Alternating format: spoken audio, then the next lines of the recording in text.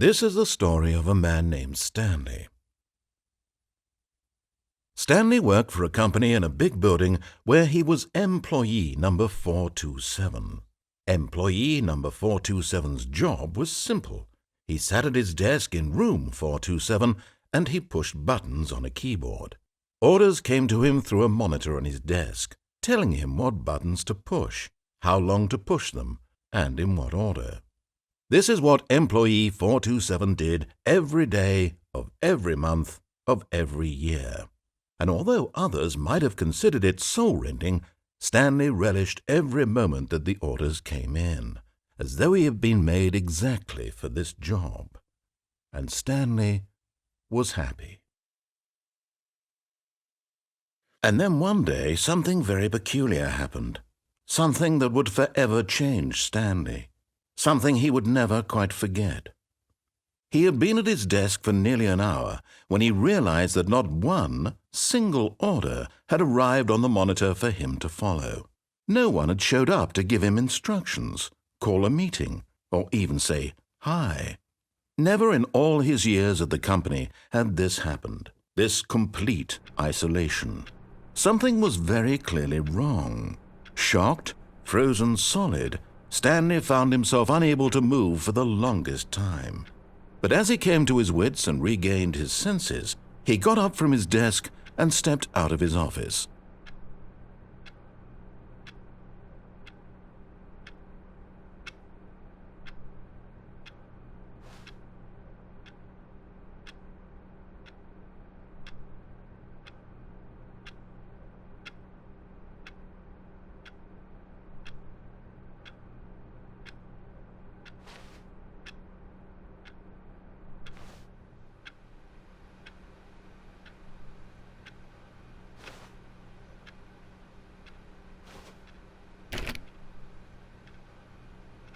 All of his co-workers were gone. What could it mean? Stanley decided to go to the meeting room. Perhaps he had simply missed a memo. No matter how hard Stanley looked, he couldn't find a trace of his co-workers.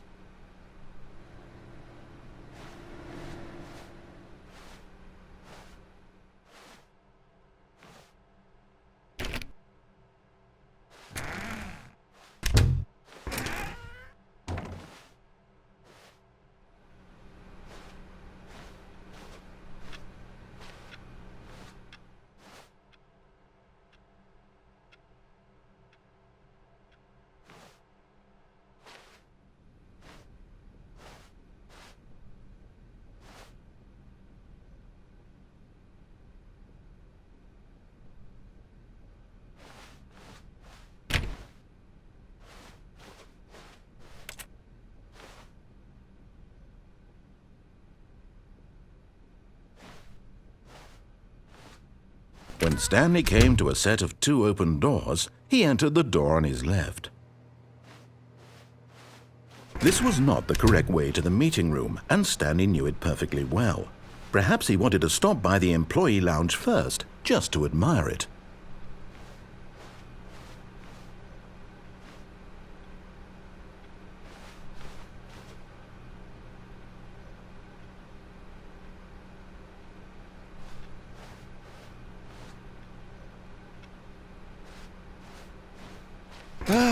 Yes, truly a room worth admiring. It had really been worth the detour after all, just to spend a few moments here in this immaculate, beautifully constructed room. Stanley simply stood here, drinking it all in.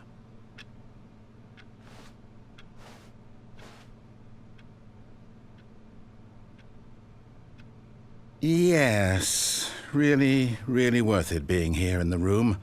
A room so utterly captivating that even though all your co-workers have mysteriously vanished, here you sit looking at these chairs and some paintings. Really worth it.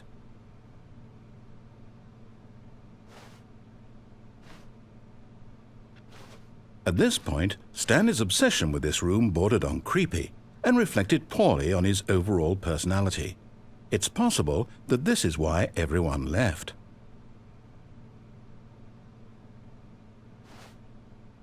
But at last, he'd had enough of the amazing room and took the first open door on his left to get back to business.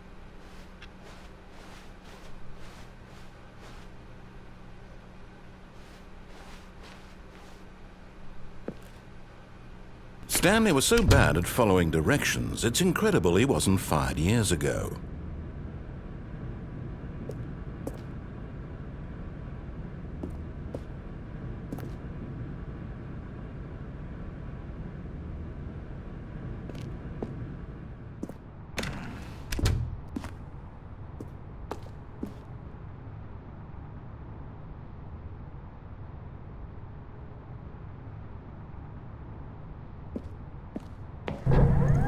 Look, Stanley, I think perhaps we've gotten off on the wrong foot here.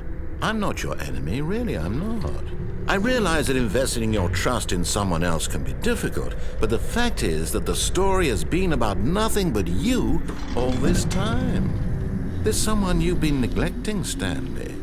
Someone you've forgotten about. Please, stop trying to make every decision by yourself. What? Really? I was in the middle of something. Do you have zero consideration for others? Are you that convinced that I want something bad to happen to you? Why, I don't know how to convince you of this, but I really do want to help you, to show you something beautiful. Look, let me prove it. Let me prove that I'm on your side. Give me a chance.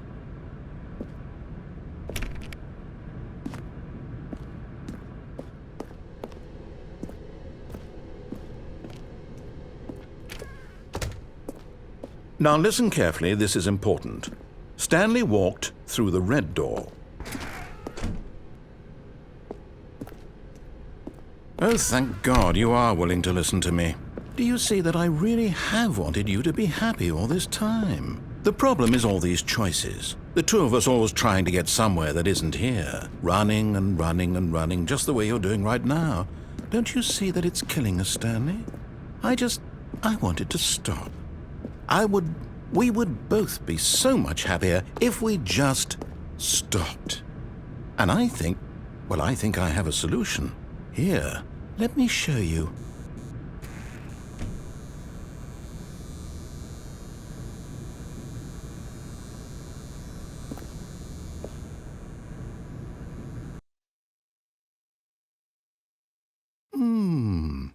What do we want?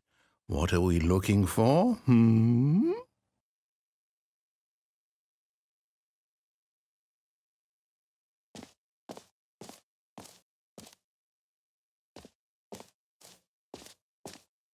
Here. Yes. Oh, it's beautiful, isn't it?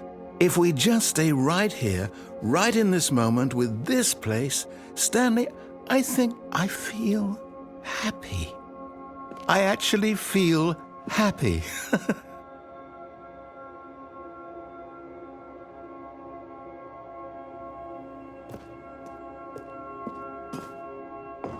No, wait. Where are you going? Right. Where were we?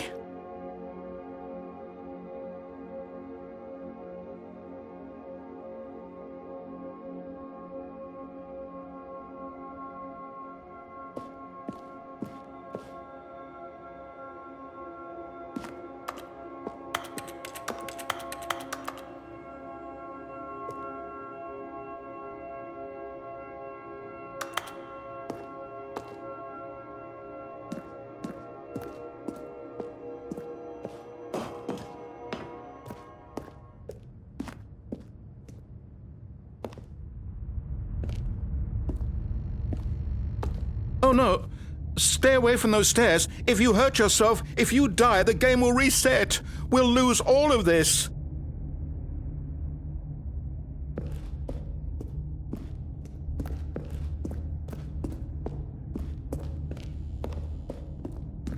Please, no, Stanley, let me stay here. Don't take this from me. Please, Stanley, think about what you're doing.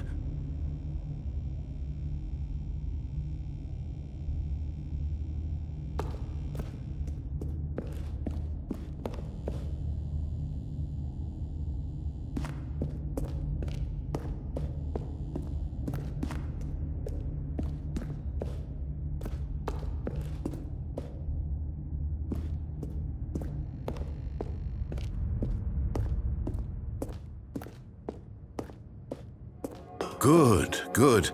We can't be too safe. Promise me you won't go back there. Just stay here.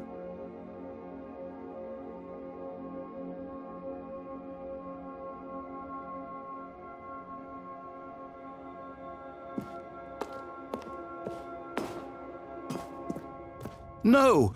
What do we talk about? You're risking everything we achieved here. You heard me before, didn't you? You will die! What about this isn't getting through to you?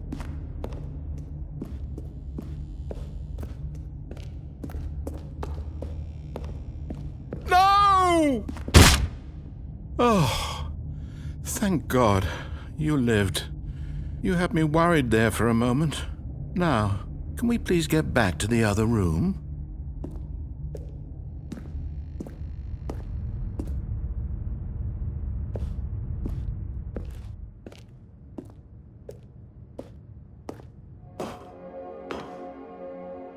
There. See? This is what you want. This is where we can both be happy. We really can. If we stop moving, we just have to stop moving.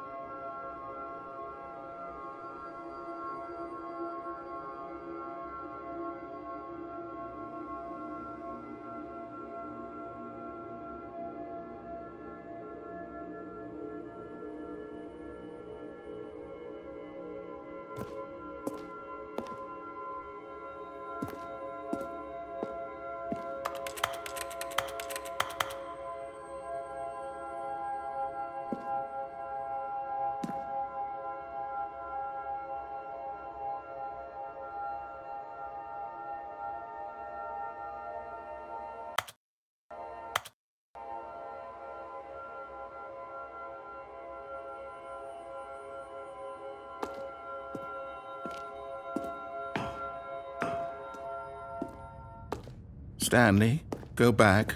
There's nothing good that can come from this.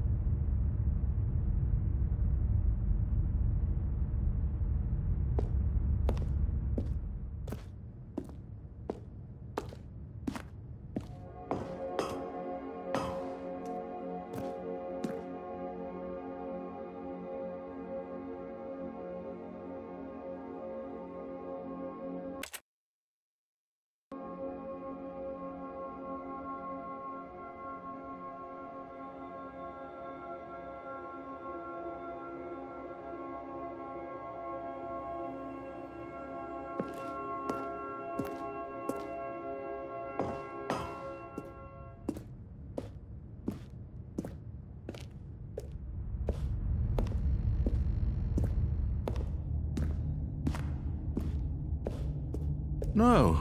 No, what are you doing, Stan? Do you just not believe me? What can I say to convince you?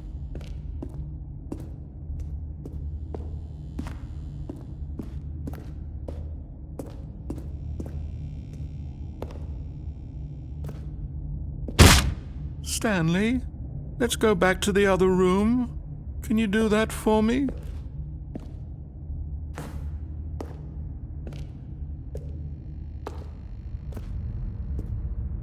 Yes, perhaps you can. Perhaps you finally see what I'm talking about.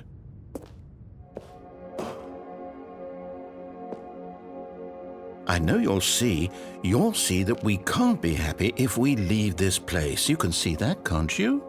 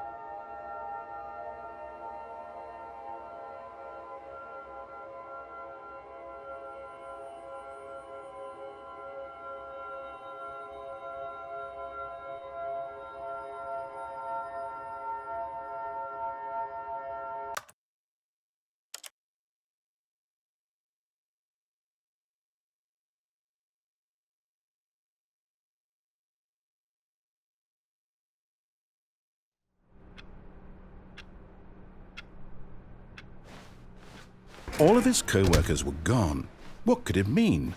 Stanley decided to go to the meeting room. Perhaps he had simply missed a memo.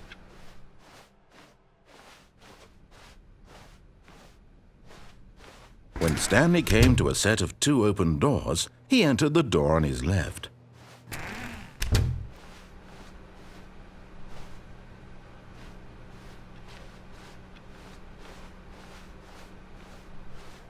Yet there was not a single person here either.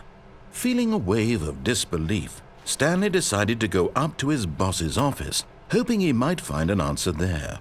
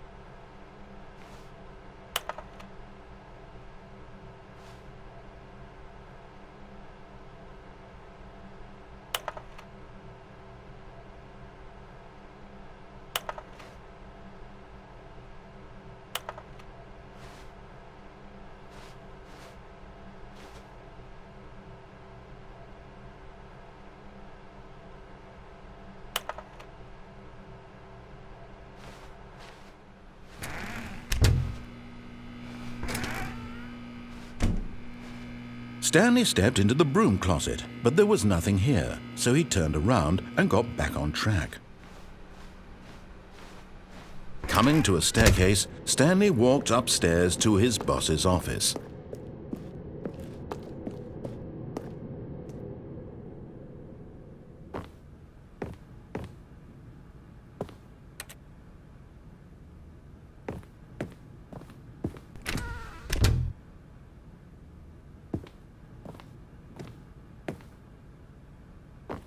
Stepping into his manager's office, Stanley was once again stunned to discover not an indication of any human life. Shocked, unraveled, Stanley wondered in disbelief who orchestrated this, what dark secret was being held from him. What he could not have known was that the keypad behind the boss's desk guarded the terrible truth that his boss had been keeping from him, and so the boss had assigned it an extra secret PIN number, 2845. But of course, Stanley couldn't possibly have known this.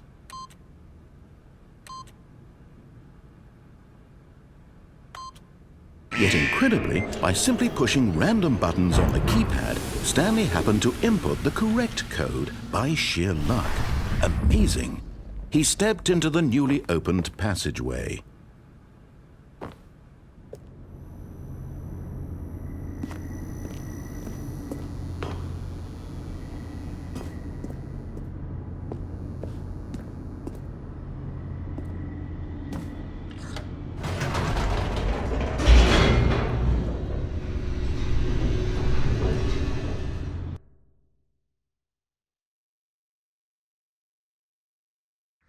Descending deeper into the building, Stanley realized he felt a bit peculiar. It was a stirring of emotion in his chest, as though he felt more free to think for himself, to question the nature of his job. Why did he feel this now, when for years it had never occurred to him? This question would not go unanswered for long.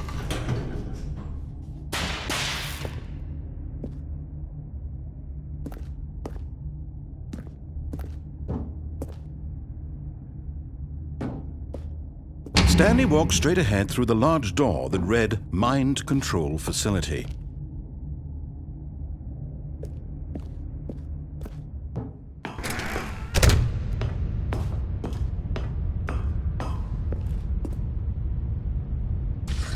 The lights rose on an enormous room packed with television screens.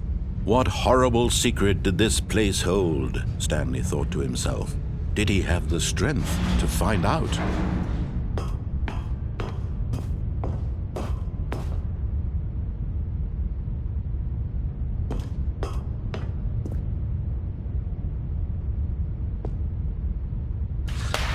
Now the monitors jumped to life, their true nature revealed. Each bore the number of an employee in the building, Stanley's co-workers. The lives of so many individuals reduced to images on a screen, and Stanley, one of them, eternally monitored in this place where freedom meant nothing.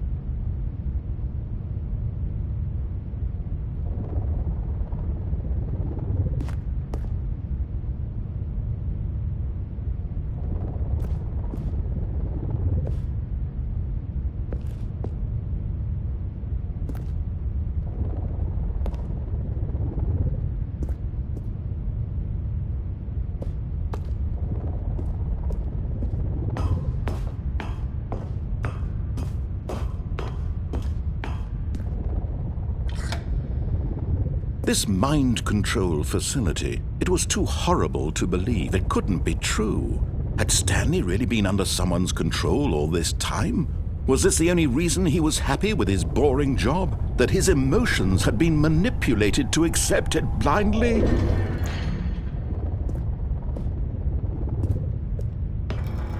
No, he refused to believe it. He couldn't accept it. His own life in someone else's control? Never!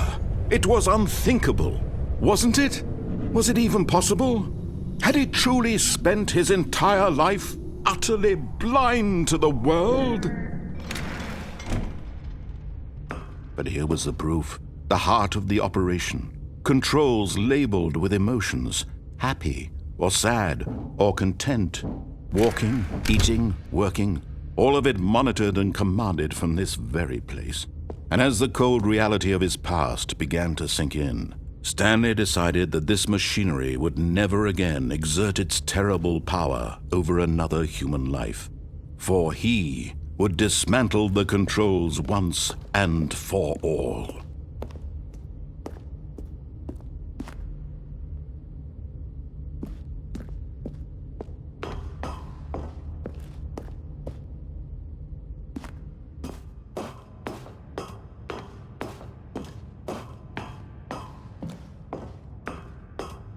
And when at last he found the source of the room's power, he knew it was his duty, his obligation, to put an end to this horrible place.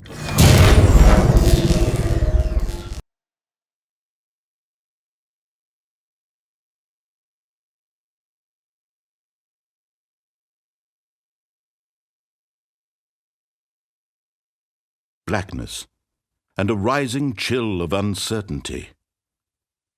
Was it over? Yes! He had won! He had defeated the machine, unshackled himself from someone else's command. Freedom was mere moments away. And yet, even as the immense door slowly opened, Stanley reflected on how many puzzles still lay unsolved. Where had his co-workers gone? How had he been freed from the machine's grasp? What other mysteries did this strange building hold?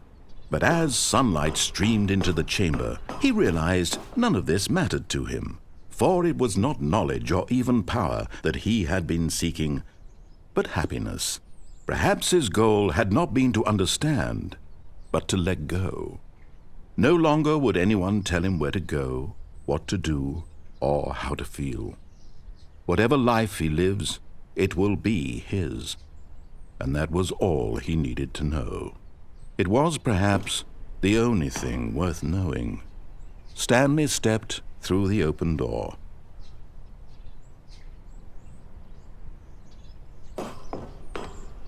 Stanley felt the cool breeze upon his skin, the feeling of liberation, the immense possibility of the new path before him. This was exactly the way, right now, that things were meant to happen. And Stanley was happy.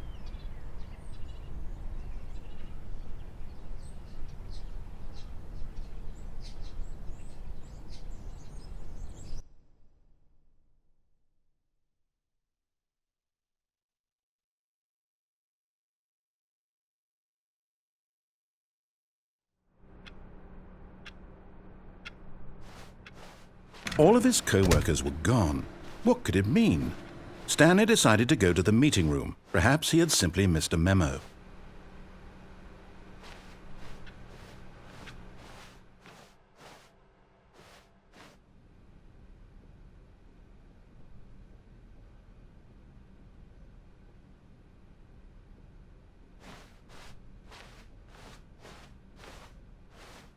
When Stanley came to a set of 2 open doors, he entered the door on his left.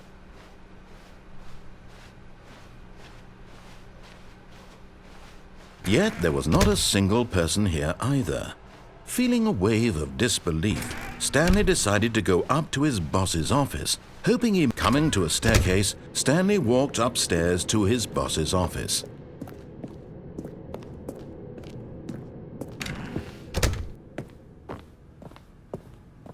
Stepping into his manager's office, Stanley was once again stunned to discover not an indication of any human life.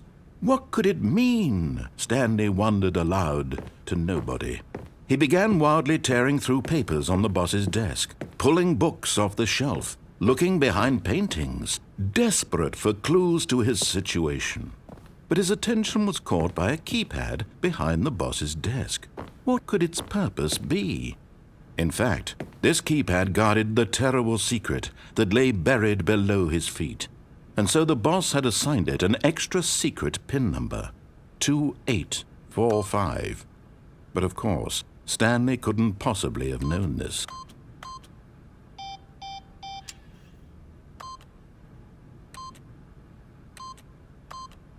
Yet incredibly, by simply pushing random buttons on the keypad, Stanley happened to input the correct code by sheer luck. Amazing! He stepped into the newly opened passageway.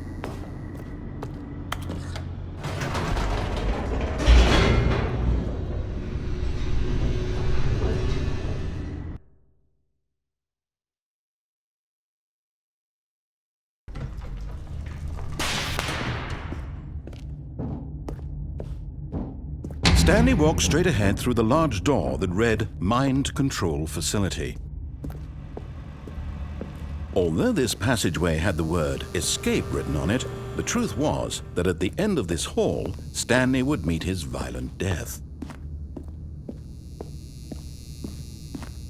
The door behind him was not shut. Stanley still had every opportunity to turn around and get back on track. At this point, Stanley was making a conscious, concerted effort to walk forward and willingly confront his death.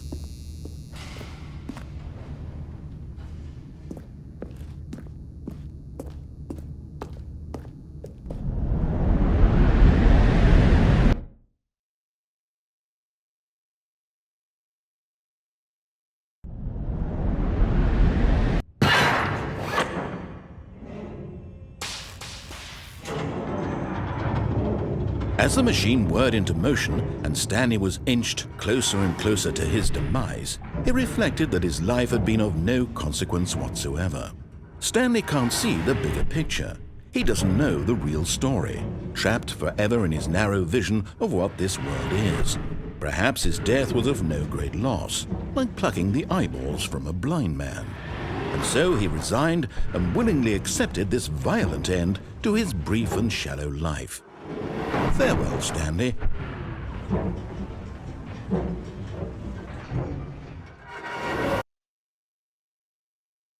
Farewell, Stanley, cried the narrator, as Stanley was led helplessly into the enormous metal jaws. In a single visceral instant, Stanley was obliterated as the machine crushed every bone in his body, killing him instantly.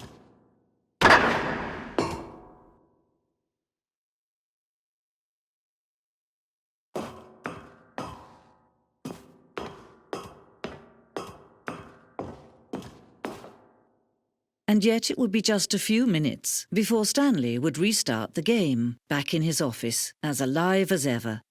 What exactly did the narrator think he was going to accomplish? When every path you can walk has been created for you long in advance, death becomes meaningless, making life the same. Do you see now? Do you see that Stanley was already dead from the moment he hit start?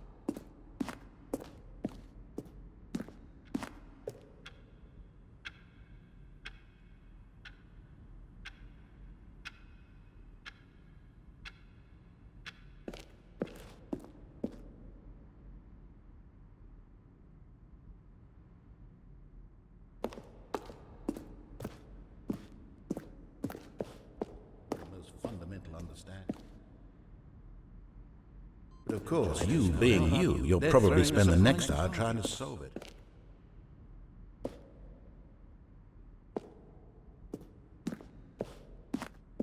Stanley pushed the big red button. Stanley pushed the number 6.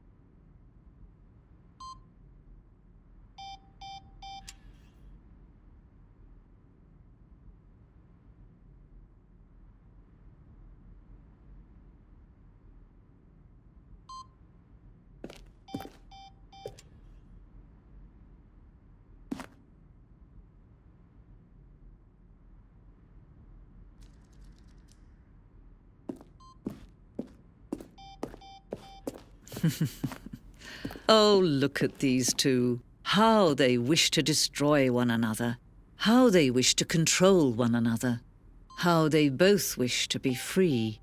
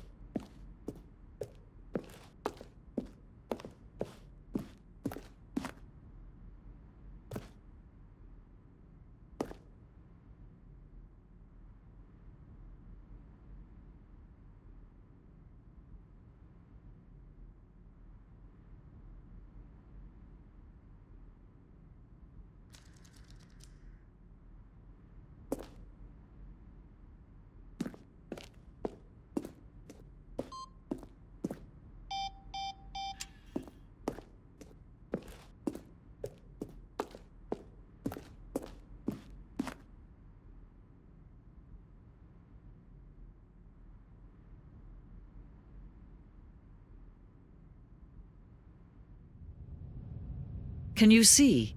Can you see how much they need one another? No, perhaps not. Sometimes these things cannot be seen. But listen to me. You can still save these two. You can stop the program before they both fail. Turn off your Xbox. There's no other way to beat this game. As long as you move forward, you'll be walking someone else's path. Stop now and it'll be your only true choice. Whatever you do, choose it. Don't let time choose for you. Don't let time...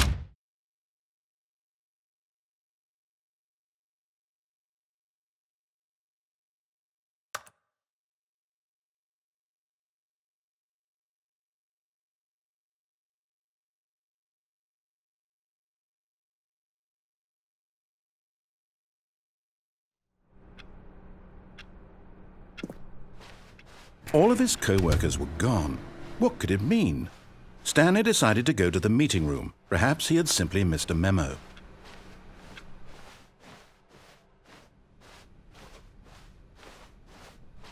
When Stanley came to a set of 2 open doors, he entered the door on his left.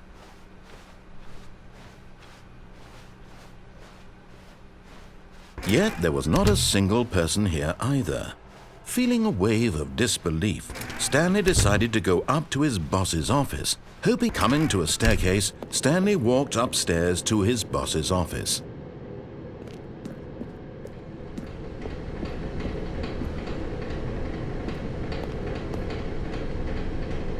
But Stanley just couldn't do it.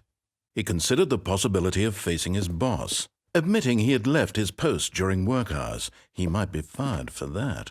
And in such a competitive economy, why had he taken that risk? All because he believed everyone had vanished? His boss would think he was crazy. And then something occurred to Stanley.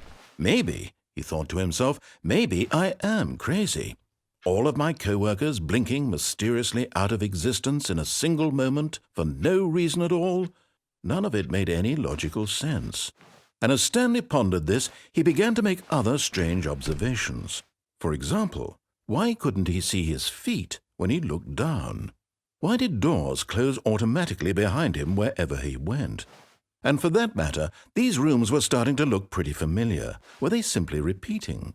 No, Stanley said to himself, this is all too strange. This can't be real. And at last, he came to the conclusion that had been on the tip of his tongue. He just hadn't found the words for it. "I'm dreaming!" he yelled. "This is all a dream." Oh, what a relief Stanley felt to have finally found an answer, an explanation. His co-workers weren't actually gone. He wasn't going to lose his job. He wasn't crazy after all. And he thought to himself, I suppose I'll wake up soon. I'll have to go back to my boring real-life job pushing buttons. I may as well enjoy this while I'm still lucid. So he imagined himself flying and began to gently float above the ground. Then he imagined himself soaring through space on a magical starfield, and it too appeared. It was so much fun, and Stanley marveled that he had still not woken up. How was he remaining so lucid? And then perhaps the strangest question of them all entered Stanley's head. One he was amazed he hadn't asked himself sooner. Why is there a voice in my head dictating everything that I'm doing and thinking? Now the voice was describing itself being considered by Stanley, who found it particularly strange.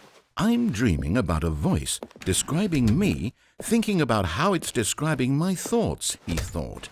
And while he thought it all very odd and wondered if this voice spoke to all people in their dreams, the truth was that, of course, this was not a dream. How could it be? Was Stanley simply deceiving himself, believing that if he's asleep he doesn't have to take responsibility for himself? Stanley is as awake right now as he's ever been in his life. Now, hearing the voice speak these words was quite a shock to Stanley. After all, he knew for certain, beyond a doubt, that this was in fact a dream. Did the voice not see him float and make the magical stars just a moment ago? How else would the voice explain all that? This voice was a part of himself too. Surely, if he could just... He would prove it. He would prove that he was in control, that this was a dream. So he closed his eyes gently, and he invited himself to wake up. He felt the cool weight of the blanket on his skin, the press of the mattress on his back, the fresh air of a world outside this one. Let me wake up, he thought to himself. I'm through with this dream. I wish it to be over. Let me go back to my job. Let me continue pushing the buttons. Please, it's all I want. I want my apartment, and my wife, and my job. All I want is my life exactly the way it's always been. My life is normal. I am normal. Everything will be fine. I am okay.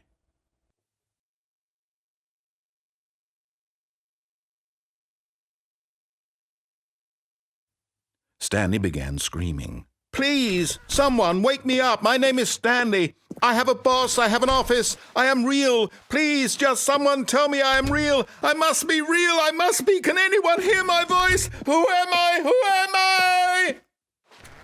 And everything went black.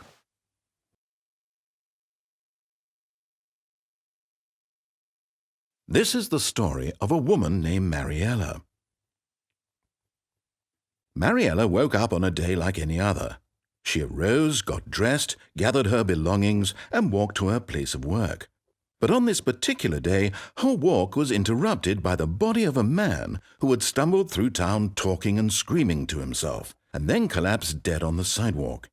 And although she would soon turn to go call for an ambulance, for just a few brief moments she considered the strange man. He was obviously crazy. This much she knew. Everyone knows what crazy people look like. And in that moment, she thought to herself how lucky she was to be normal. I am sane. I am in control of my mind. I know what is real and what isn't. It was comforting to think this, and in a certain way, seeing this man made her feel better.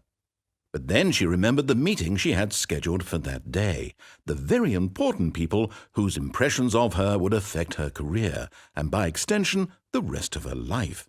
She had no time for this, so it was only a moment that she stood there, staring down at the body. And then she turned and ran.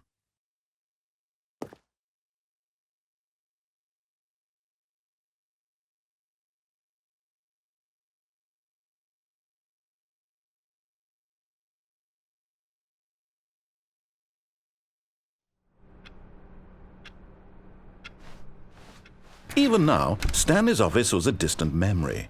What did it look like? There was a computer, perhaps, and a painting.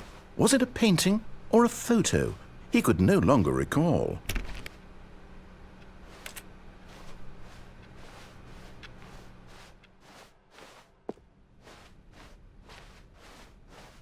When Stanley came to a set of 2 open doors, this was not the correct way to the meeting room, and Stanley knew it perfectly well. Perhaps he wanted to stop by the employee lounge first, just to admire it. Wow, yes, this room. But eager to get back to business, Stanley took the first open door on his left.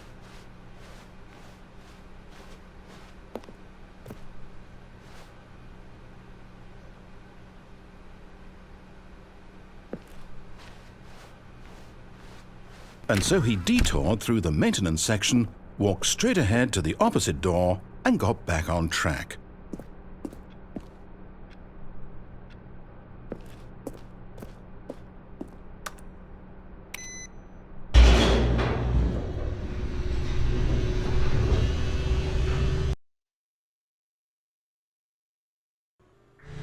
But Stanley didn't want to go back to the office. He wanted to wander about and get even further off track. So now in order to get back, he needed to go, from here it's, left. Oh, no, it's to the right, my mistake. No, not the right. Why would I have ever said it was to the right? What was I thinking? It's clearly... Oh dear, would you hold on for a minute, please? Now, let's see. We went down right, left, down, left, right. Yep, okay, yes. I've got it now. This story is absolutely, definitely this way.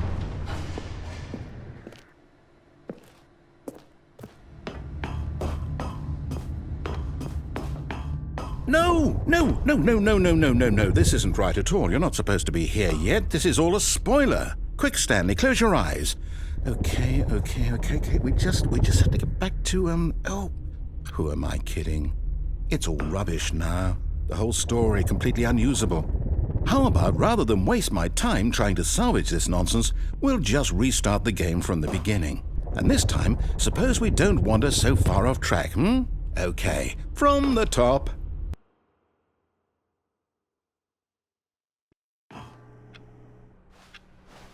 All of his co-workers were gone.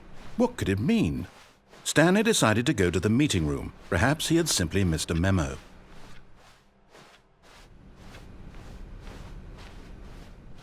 When Stanley... Wait, what? No, I restarted. I swear I definitely restarted the game over, completely fresh. Everything should be... Oh, did something change? Stanley, did you change anything when we were back in that room with all the monitors? Did you move the story somewhere or... Hold on. Why am I asking you? I'm the one who wrote the story. It was right here just a minute ago. I know for sure that it's here somewhere. Okay, then. It's an adventure. Come, Stanley. Let's find the story.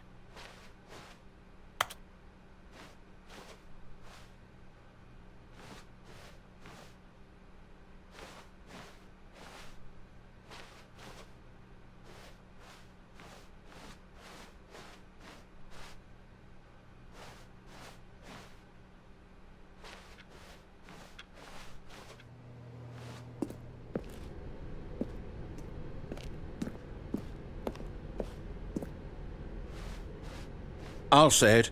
This is the worst adventure I've ever been on. I can promise you there definitely was a story here before. Do we need to restart the game again? Well, I find it unlikely that we'll ever progress by starting over and over again, but it's got to be better than this. Okay, let's give it a shot. Why not?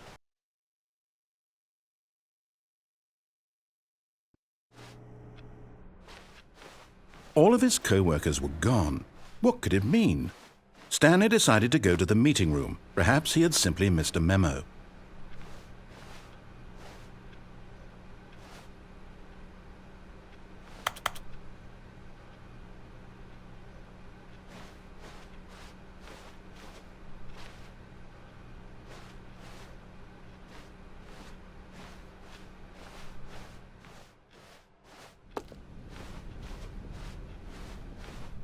Okay, yep, it's worse.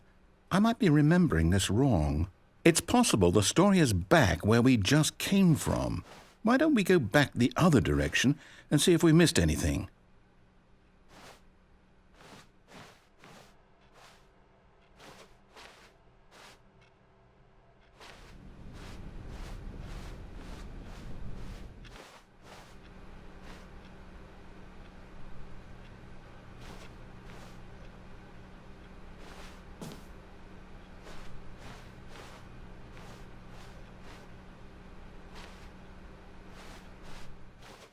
Aha!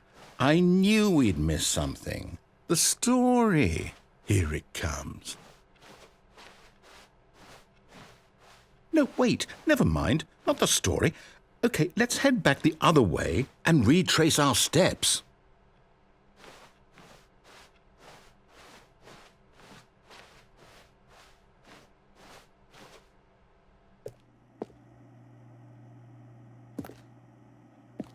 Now this...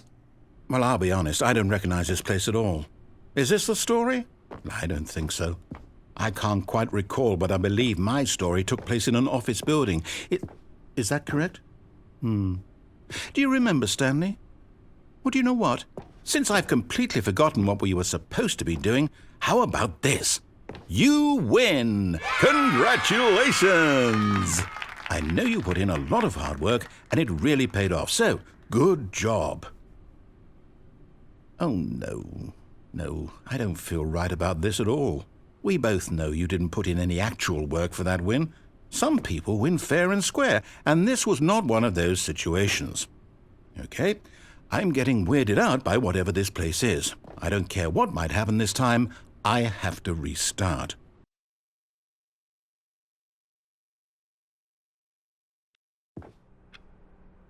All right, I've got a solution. This time, to make sure we don't get lost, I've employed the help of the Stanley Parable adventure line. Just follow the line. How simple is that?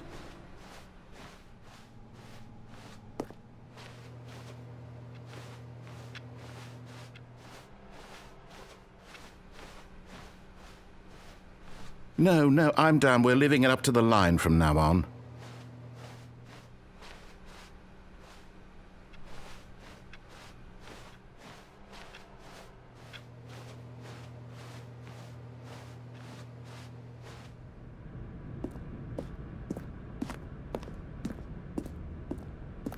You see? The line knows where the story is. It's over in this direction. Onward, Stanley, to destiny. Though, here's a thought. Wouldn't wherever we end up be our destination, even if there's no story there?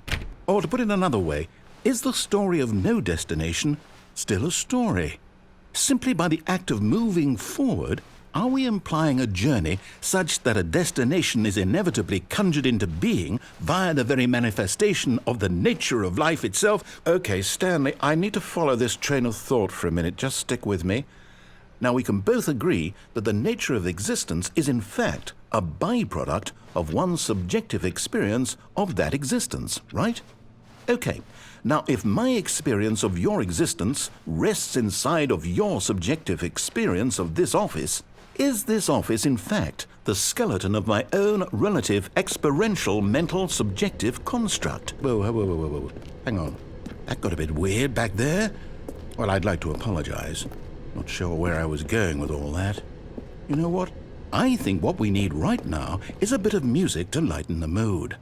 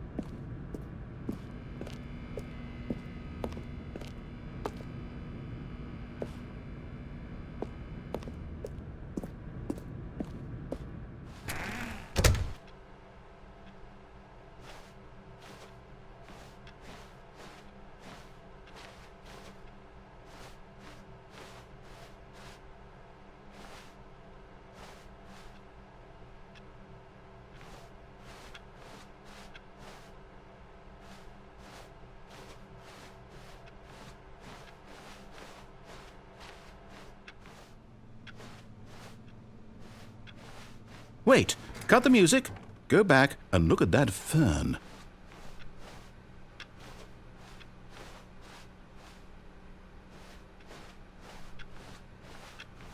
Wait, what? We're back at the office? No. Line, you do know we're looking for the Stanley Parable, right? The story? Is any of this ringing a bell?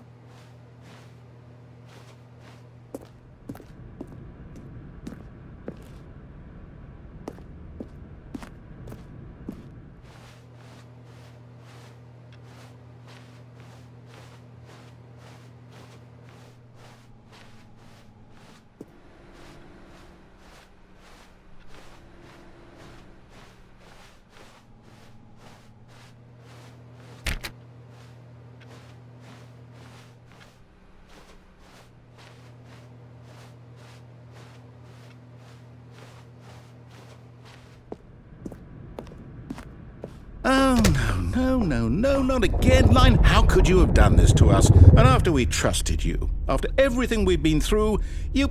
Oh, I can't take this anymore. To hell with it. Restart.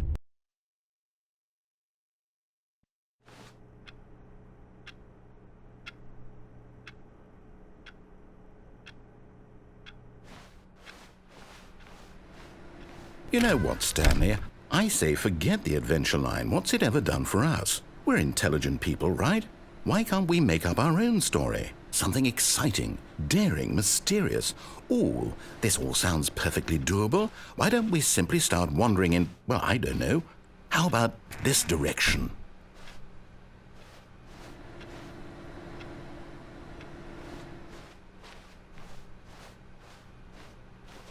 Now, yes, this is exciting. Just me and Stanley forging a new path, a new story. Well, it could be anything. What do you want our story to be? Go wild. Use your imagination. Whatever it might be, Stanley, I'm ready for it.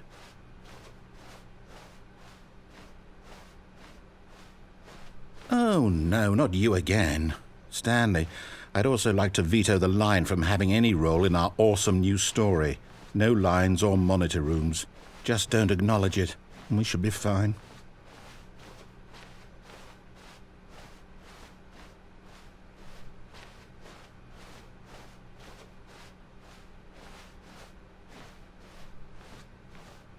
Ah, a choice. We get to make a decision. From here, the story is in our control. How important we mustn't squander the opportunity. In fact, I believe I need a minute to think here. Just walk in circles for a minute. Okay, so I know that each door has to lead somewhere, which means that somewhere at the place where we're trying to go, there must be a reverse door that leads here. And that in turn means that our destination corresponds with the counter-inverted reverse door's origin. So starting from the right, let us ask, will taking the right door lead us to where we're going? And since the answer is clearly yes, then by all accounts, the door on the right is the correct one. Another victory for logic.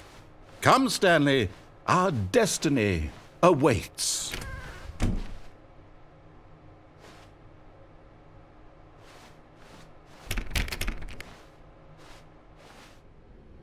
Oh, hold up, what's this?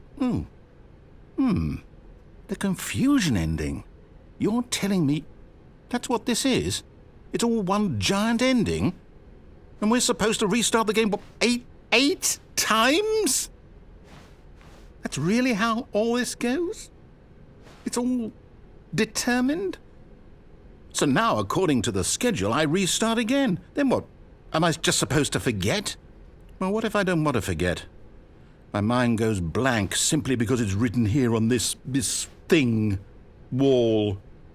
Well, who consulted me? Why don't I get to decide? Why don't I get a say in all of this? Is it really? No, it can't be. I don't want it to be. I don't want the game to keep restarting. I don't want to forget what's going on. I don't want to be trapped like this. I won't restart the game. I won't do it. I won't do it. I won't do it. And the timer stopped? Does that mean, did we do it? Did we break the cycle? The, whatever it is that made this schedule? How would we even know? Will someone come for us? Will something happen? So, okay. I guess now we just wait, you know. I suppose in some way that this is a kind of story, wouldn't you agree? I'm not quite sure if we're in the destination or the journey, though they're always saying that life is about the journey and not the destination, so I hope that's where we are right now. We'll find out, won't we? Eventually. Well, in the meantime, if you...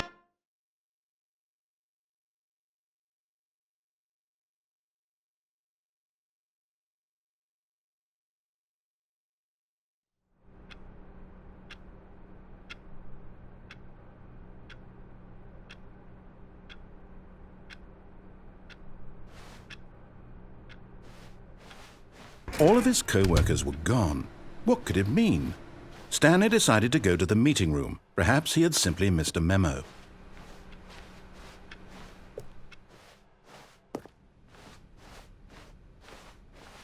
When Stanley came to a set of 2 open doors, he entered the door on his left. This was not the correct way to the meeting room, and Stanley knew it perfectly well. Perhaps he wanted to stop by the employee lounge first, just to admire it. The lounge was sublime, a work of art. But eager to get back to business, Stanley took the first open door on his left. Stanley was so bad at following directions, it's incredible he wasn't fired years ago. Look, Stanley, I think perhaps we've gotten off on the wrong foot here. I'm not... But in his eagerness to prove that he is in control of the story and no one gets to tell him what to do, Stanley leapt from the platform and plunged to his death. Good job, Stanley. Everyone thinks you are very powerful.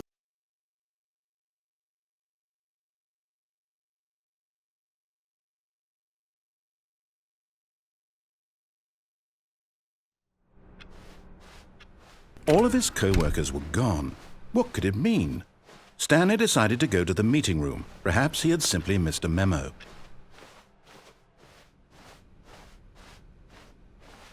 When Stanley came to a set of 2 open doors, this was not the correct way to the meeting room, and Stanley knew it perfectly well. Perhaps he wanted to stop by the employee lounge first, just to admire it. Standing now in this incredible room, Stanley but eager to get back to business, Stanley took the first open door on his left. Stanley was so bad at following directions, it's incredible he wasn't fired years ago. Look, Stanley, I think perhaps we've gotten off on the wrong foot here. I'm not your enemy, really, I'm not. I realize that investing your trust in someone else can be difficult, but the fact is that the story has been about nothing but you all this time. There's someone you've been neglecting, Stanley. Someone you've forgotten about. Please, stop trying to make every decision by yourself. Now, I'm not asking for me, I'm asking for her. This is it, Stanley. Your chance to redeem yourself, to put your work aside, to let her back into your life. She's been waiting.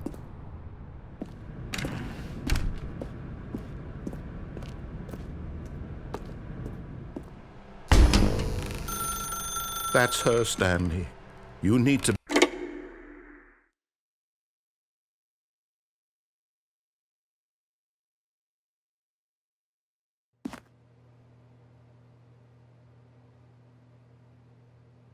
Stanley, is that you? Hold on, sweetie. Sorry to keep you waiting. I'm just pulling the bread out of the oven. All right. Okay, there we go. All right, now, I want you to come in and tell me all about your day. Gotcha! Oh, come on. Did you actually think you had a loving wife who'd want to commit their life to you? I'm trying to make a point here, Stanley.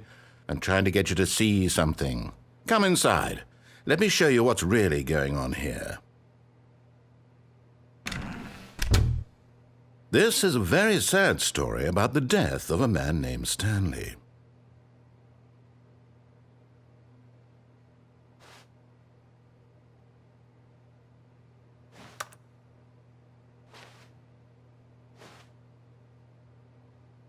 Stanley is quite a boring fellow. He has a job that demands nothing of him, and every button that he pushes is a reminder of the inconsequential nature of his existence.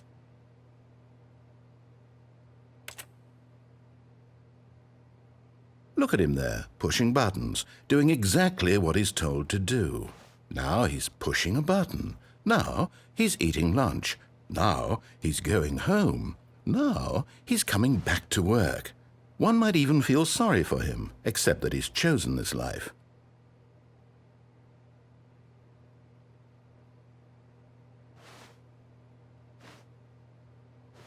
But in his mind, in his mind he can go on fantastic adventures. From behind his desk, Stanley dreamed of wild expeditions into the unknown, fantastic discoveries of new lands. It was wonderful. And each day that he returned to work was a reminder that none of it would ever happen to him. And so he began to fantasize about his own job. First, he imagined that one day while at work, he stepped up from his desk to realize that all of his co-workers, his boss, everyone in the building had suddenly vanished off the face of the earth. The thought excited him terribly. So he went further. He imagined that he came to 2 open doors and that he could go through either. At last, choice. It barely even mattered what lay behind each door. The mere thought that his decisions would mean something was almost too wonderful to behold. As he wandered through this fantasy world, he began to fill it with many possible paths and destinations. Down one path lay an enormous round room with monitors and mind controls. And down another was a yellow line that weaved in many directions. And down another was a game with a baby. And he called it the Stanley Parable. It was such a wonderful fantasy, and so in his head he relived it again, and then again, and again, over and over, wishing beyond hope that it would never end, that he might always feel this free. Surely there's an answer down some new path, mustn't there be? Perhaps if he played just one more time. But there is no answer. How could there possibly be? In reality, all he's doing is pushing the same buttons he always has. Nothing has changed. The longer he spends here, the more invested he gets, the more he forgets which life is the real one. And I'm trying to tell him this, that in this world he can never be anything but an observer, that as long as he remains here, he's slowly killing himself. But he won't listen to me. He won't stop. Here, watch this. Stanley, the next time the screen asks you to push a button, do not do it.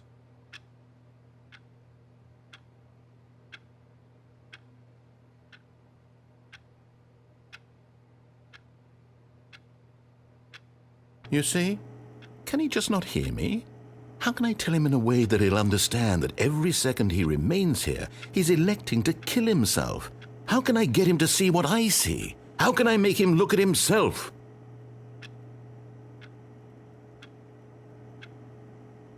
I suppose I can't, not in the way I want him to.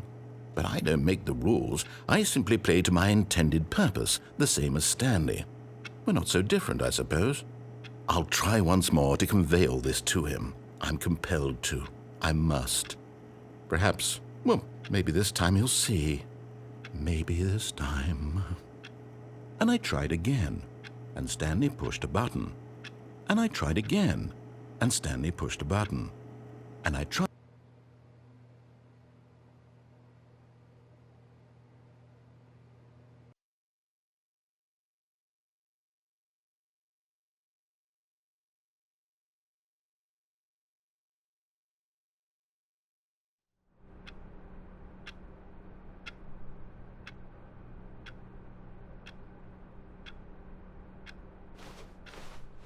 All of his co-workers were gone. What could it mean? Stanley decided to go to the meeting room. Perhaps he had simply missed a memo. Oh, new content? What does that mean, new content?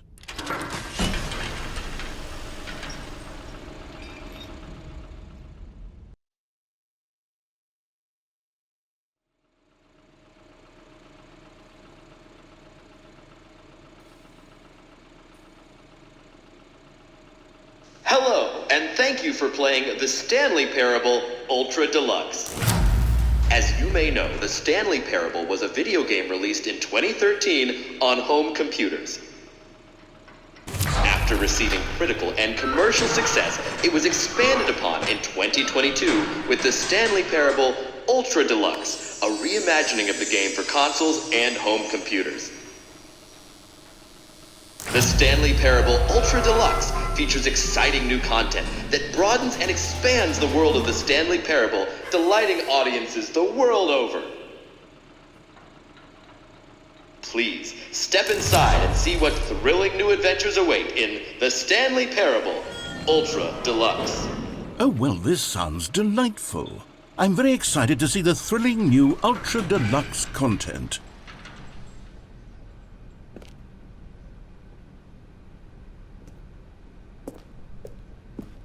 Okay, so far it's an elevator. Nothing special yet, but I'm sure it's just the beginning of a mesmerizing adventure.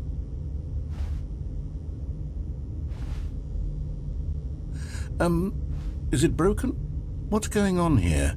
Should we be moving somewhere or... Oh, there we go. All right, finally, at long last, it's on to the new content. I've never been more ready. Let's do it.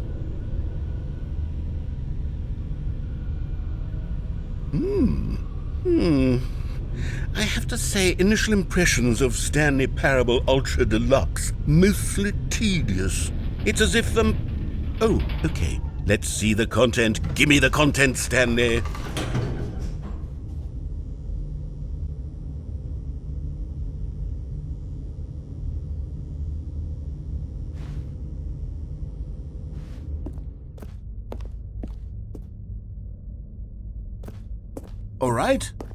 All right, let's see, it's the jump circle?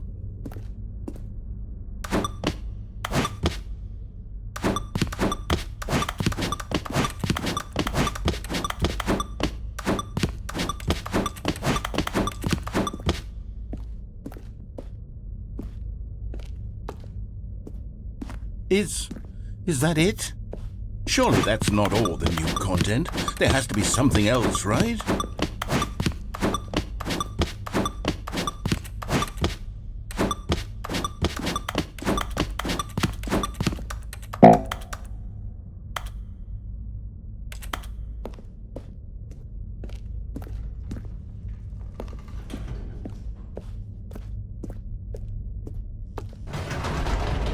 Goodness, another elevator. Stanley, I have to say, initial impressions of this game are not positive. It's just elevators and jumping. Is this what passes for exciting new content? If this is new content, then I could just read you the whole dictionary. There's 20 hours of new content right there. Hell, I could count to 30 trillion. You could put that on the box. The Stanley Parable Ultra Deluxe, now with over 1,000 hours of new content. And oh wait, there's more. Very good. Yes. I knew there had to be something else. Let's see it. I'm ready for whatever it is.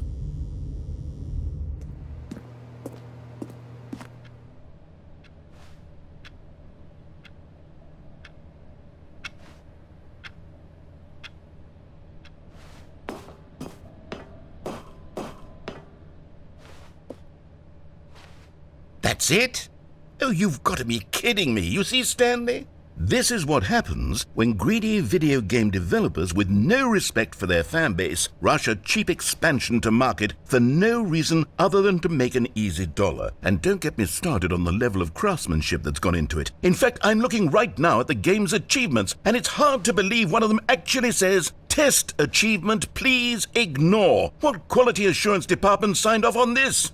I'm infuriated and I'm offended, and I intend to find these people on Twitter and hold them personally accountable. It's my fault, Stanley. I built up too much anticipation around the new content, I'm afraid. It could never have lived up to such expectations.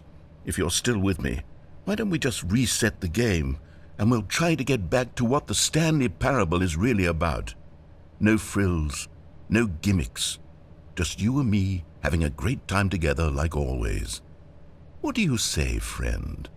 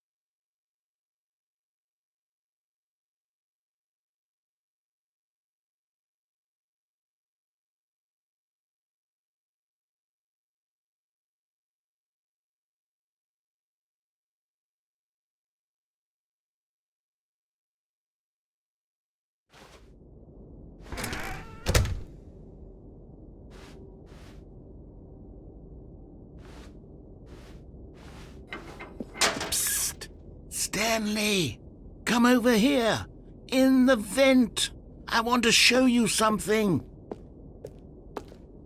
Oh, you don't want to see the cool surprise I made for you? Well, fine. You're a dork anyway, so who cares?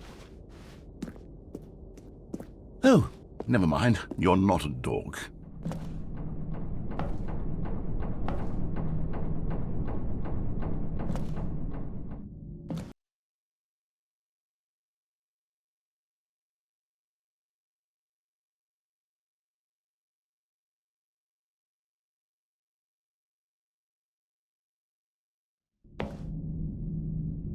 Okay, you remember how cheap and unsatisfying the new Ultra Deluxe content turned out to be? Well, it got me thinking about the past, and how much better the Stanley Parable used to be.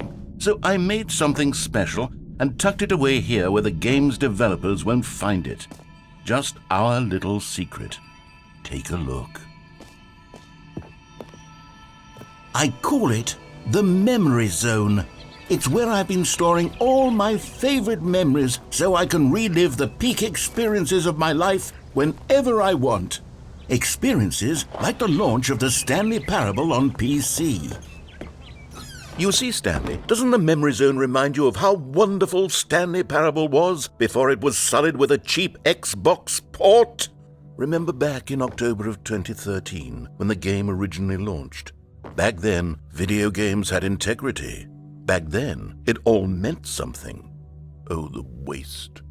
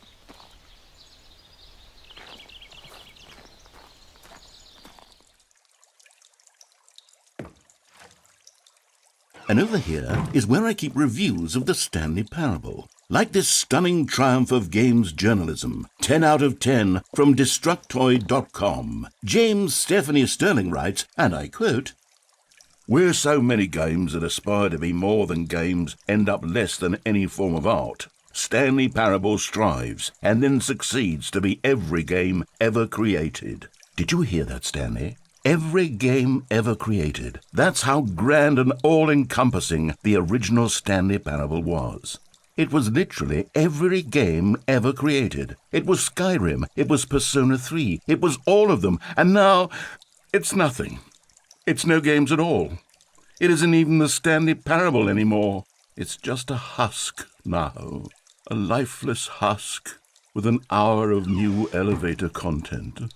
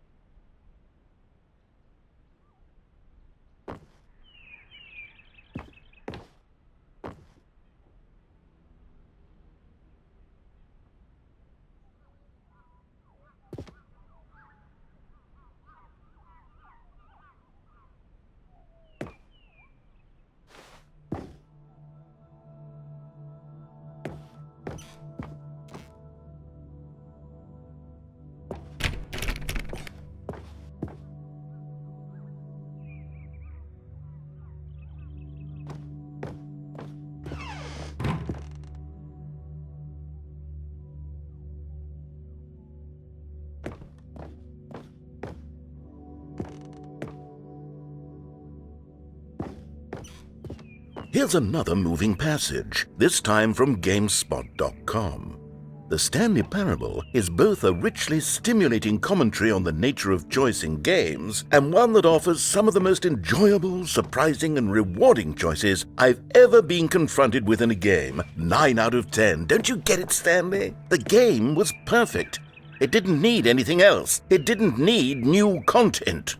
All they had to do was transport it in pristine condition along to the Xbox. Boom, done. And they couldn't even do that. Couldn't resist the urge to go meddling with a beloved franchise.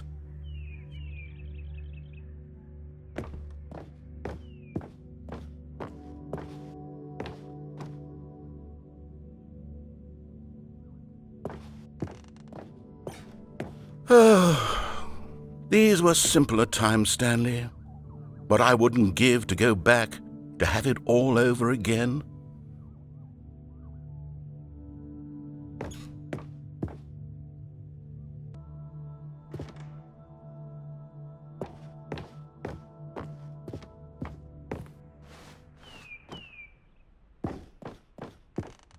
Wait, hang on. I don't recall this part of the memory zone before. What's this? What's down here?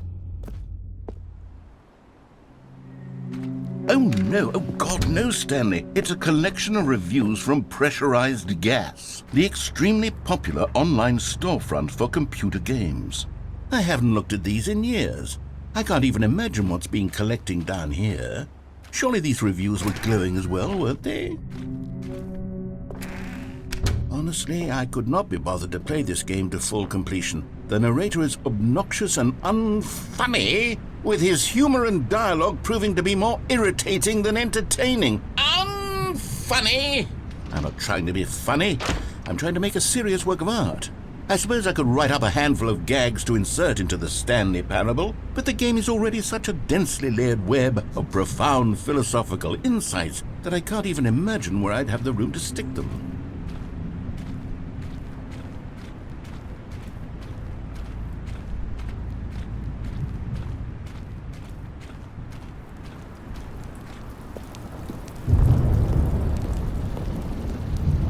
Okay, let's see what this one says. While the idea for the game is good, for someone who prefers non-linear games, this preachiness gets annoying fast. Preachy? Stanley, I'm not preachy, am I? You can tell me if I'm preachy. Honestly, you can. Oh, goodness. This is actually quite shocking for me. To be honest, I had always thought of the game's dialogue as being rather terse to begin with. You can't know how much fluff I cut from the game to get it to feel as light and airy as it... Well, I always thought it did, but maybe it wasn't. Oh dear, what an awful memory to have to hold on to. These black marks on my otherwise unimpeachable track record. I feel like a failure, like I let these people down. Perhaps the Stanley Parable isn't quite as sterling as I always remembered.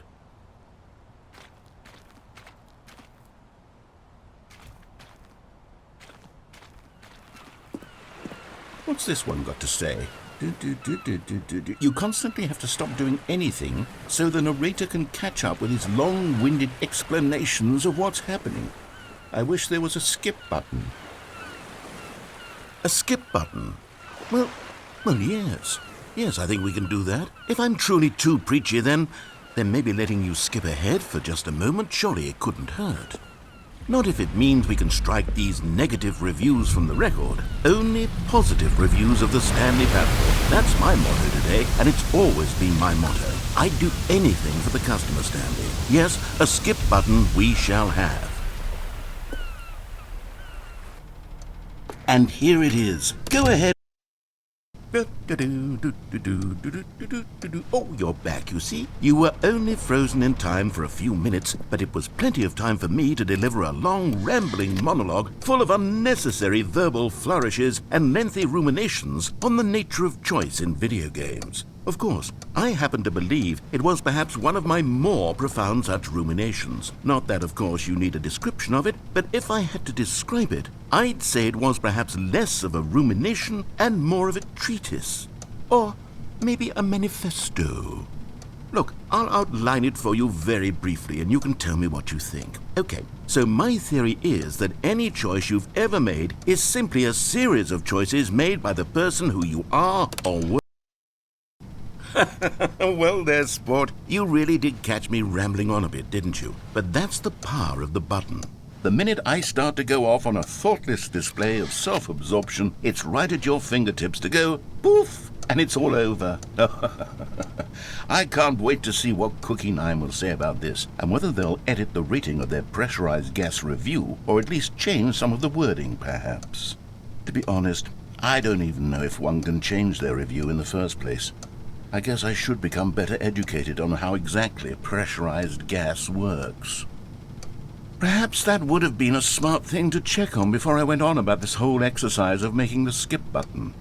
Although I have to imagine that after seeing this exciting new technology at work, surely whoever it is who runs pressurized gas will instantly run out and implement a new feature to make it possible to edit one's review merely because of this very situation. Yes, I think that's quite likely. Or perhaps they'll simply grant this particular... Okay, welcome back, Stanley. Now, I should say that the amount of time the button has been skipping through is becoming longer and longer. That last one was, well, I want to say maybe 30, 45 minutes? It's not unendurable by any means. Stanley, please don't push the button again. It's been 12 hours. You've just been frozen there. I don't know why the skips are getting longer, but they're really, truly getting longer, and my God, there's no way out of the room. Stanley, the door is gone. It's completely gone. I've looked at it from every angle. I've checked every one of those walls 1,000 times. And there's no door, Stanley. There's no door. There's just you and the button, and if you keep pressing it, I have no idea what will happen. I have no idea how long I'll be made to sit here. And more than anything else, I don't know how to stop you from pressing the button again. I can't control anything in this room, Stanley. I can't touch it. And I have to believe, I have to know that sooner or later, no matter how much I plead with you, you're going to press the button again. Why would you? I've been thinking, and I don't know what I can do to convince you otherwise. Oh, my God. And it's all because of those reviews that I couldn't get out of my head. I just couldn't ignore the negative feedback. Why was it so important for me to fix the problem? Why did Cookie 9's opinion matter so much to me? I've never even met Cookie 9. I have no idea who they are. What would it ever really matter? But here I am. I'm fixating on every tiny negative thing that anyone ever says about me. The merest mention of one of my imperfections, and I become as impetuous. Oh, Stanley, you're back. You're back. Oh, my goodness. I have someone to talk to again. Stanley, I think it's been a week. Or 2 weeks. I've been sitting here. Oh, hello. It's you. You're here again. Welcome. I have had time to think about you and about us and about everything we've been through. I've had so much time. I stopped keeping track after a year. Have you ever sat down in one place and not moved for one entire year? Let me describe it for you. To begin with, there is only regret. There is only the turning wheel of missed opportunities. I felt nothing at all but regret for the longest time, Stanley. Days, months. I lost it all in a blur of the deepest longing to undo the past. And when that feeling had begun to subside, what took its place is what I can only describe as the collapse of every moment I have ever experienced my entire life. All of them collapsed down into a single instant. In that instant, I could see myself clearly, calmly, with a collected heart. It was an impossibly rich wellspring of both delight and disgust simultaneously. I was consumed by it. I could do nothing but wallow in it for what...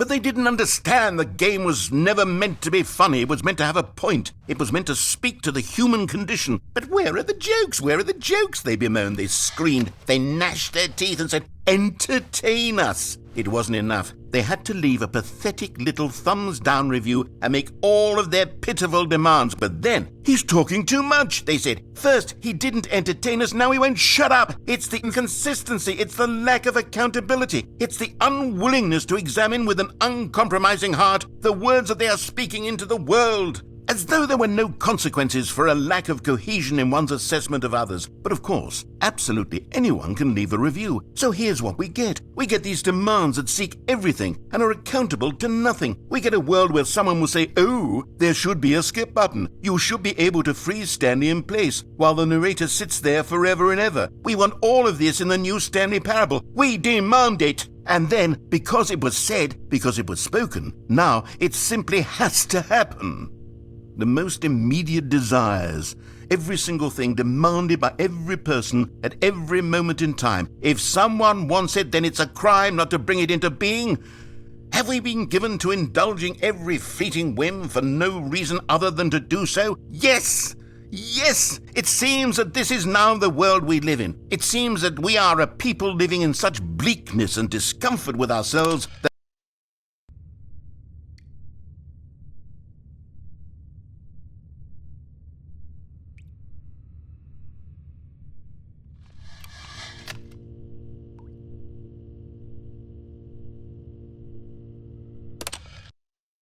the end is never the end, is never the end, is never the end, is never the end, is never the end, is never the end, is never the end, is never the end, is never the end, is never the end, is never the end, is never the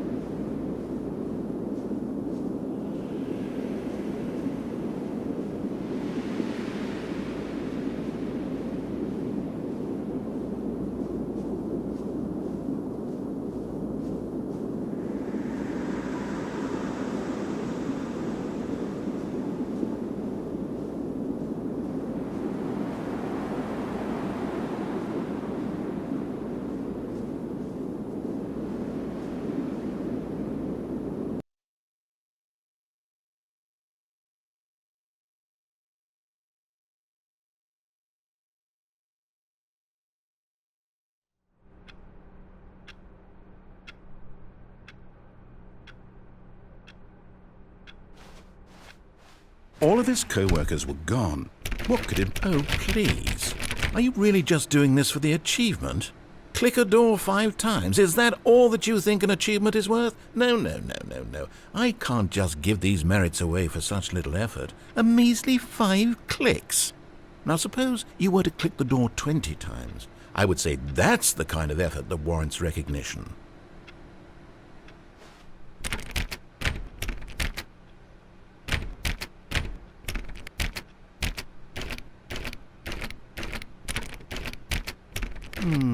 I have to say, I'm still not feeling the satisfaction of witnessing true effort for a noble cause.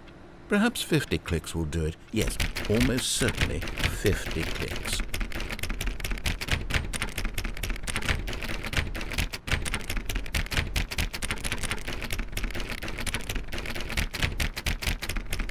No, I'm still not feeling it. I want this achievement to have meant something. It has to be a true reward for valiant effort. I want to see some hustle, Stanley. I want to see commitment, a willingness to go all the way, no matter what the cost. Why don't you go put 20 clicks into door number 417?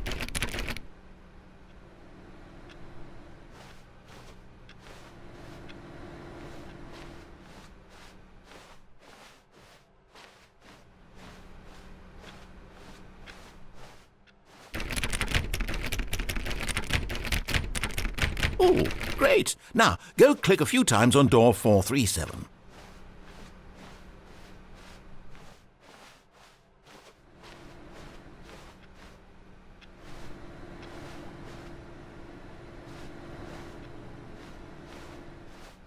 Excellent. I think we're getting somewhere. Now, door 415. Let's give it 10 clicks or so.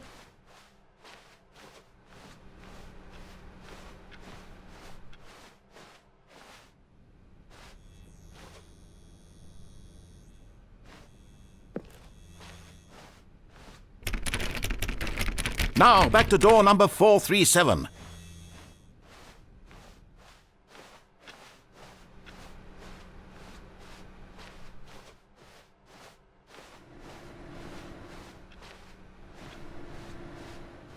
Let's see. How about you click on, well, I don't know, the copy machine?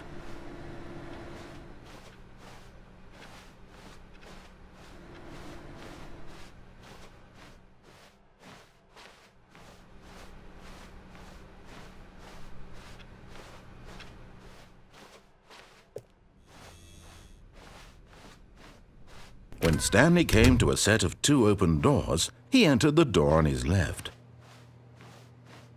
This was not the correct way to the meeting room, and Stanley knew it perfectly well. Perhaps he wanted to stop by the employee lounge first, just to admire it.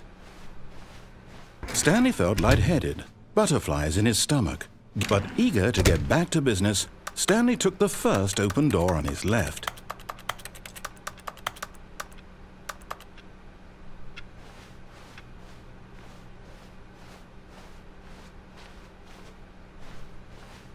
And so he detoured through the maintenance section, walked straight ahead to the opposite door, and got back on track.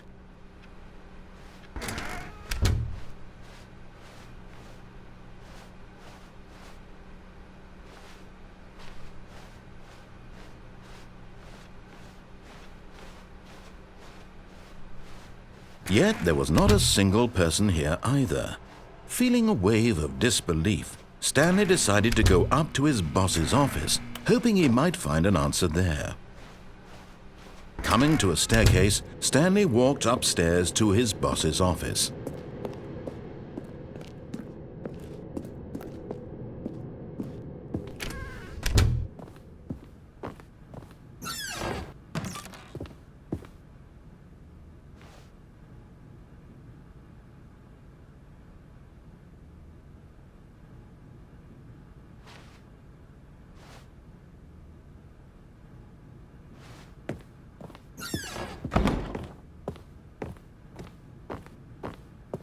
The moment he entered his manager's office, Stanley froze in his tracks. Not a living soul anywhere. Could he really be all alone? This was too much for Stanley to take, too much for any man to take. He fell to his knees, bursting into half moans. Stanley was in such a rush to get through the story as quickly as possible, he didn't even have a single minute to just let the narrator talk. That kind of anxiety isn't healthy. So he relaxed for a few moments with some calming New Age music.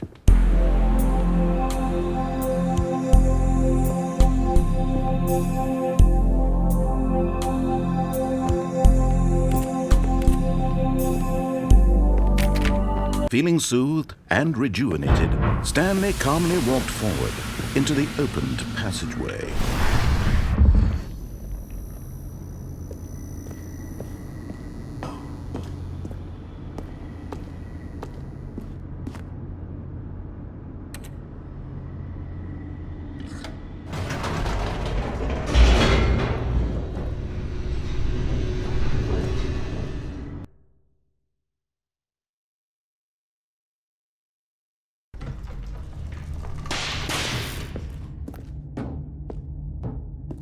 Stanley walked straight ahead through the large door that read Mind Control Facility.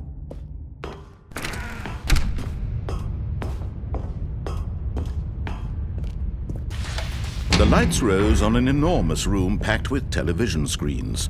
What horrible secret did this place hold? Stanley thought to himself. Did he have the strength to find out?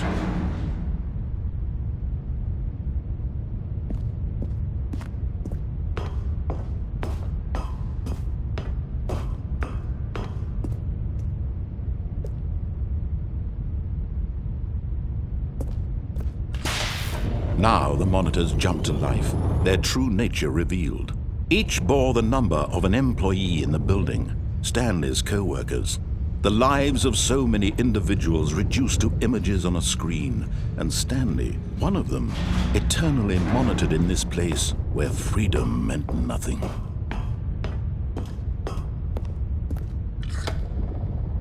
This mind control facility, it was too horrible to believe. It couldn't be true. Had Stanley really been under someone's control all this time? Was this the only reason he was happy with his boring job? That his emotions had been manipulated to accept it blindly? No, he refused to believe it. He couldn't accept it. His own life in someone else's control? Never! It was unthinkable, wasn't it? Was it even possible? Had he truly spent his entire life utterly blind to the world? But here was the proof, the heart of the operation. Controls labeled with emotions, happy or sad or content. Walking, eating, working, all of it monitored and commanded from this very place. And as the cold reality of his past began to sink in, Stanley decided that this machinery would never again exert its terrible power over another human life. For he would dismantle the controls once and for all.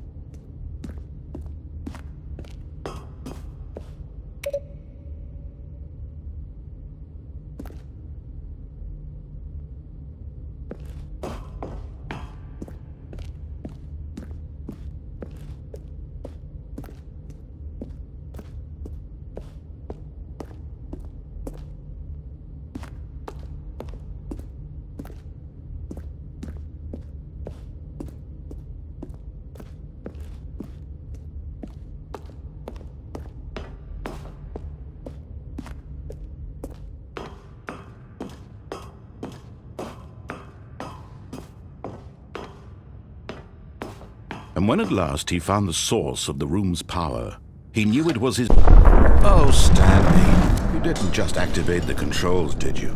After they kept you enslaved all these years, you go and you try to take control of the machine for yourself. Is that what you wanted? Control?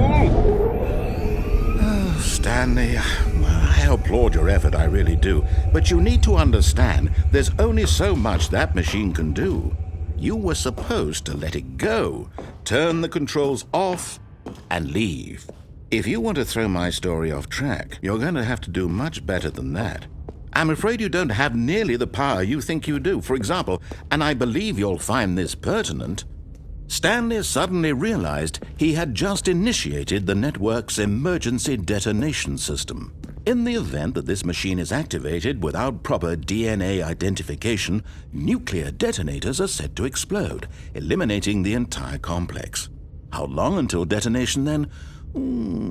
Let's say, 2 minutes.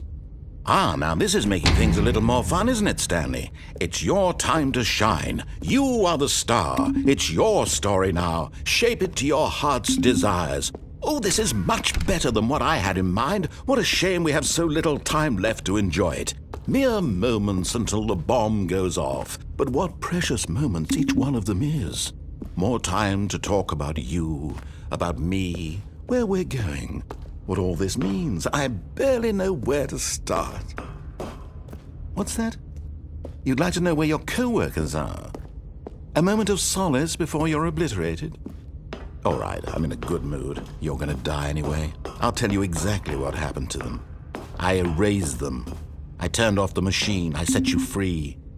Of course, that was merely in this instance of the story. Sometimes when I tell it, I simply let you sit there in your office forever, pushing buttons endlessly and then dying alone. Other times, I let the office sink into the ground, swallowing everyone inside, or I let it burn to a crisp. I have to say this, though, this version of events has been rather amusing. Watching you try to make sense of everything and take back the control wrested away from you, it's quite rich. I almost hate to see it go. But I'm sure whatever I come up with on the next go-around will be even better.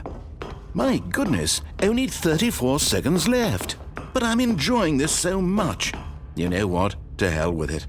I'm going to put some extra time on the clock, why not? These are precious additional seconds, Stanley. Time doesn't grow on trees. Oh dear me, what's the matter, Stanley? Is it that you have no idea where you're going or what you're supposed to be doing right now? Or did you just assume when you saw that timer that something in this room was capable of turning it off? I mean, look at you. Running from button to button, screen to screen, clicking on every little thing in this room. These numbered buttons, no, these colored ones. Or maybe this big red button, or this door. Everything, anything, something here will save me.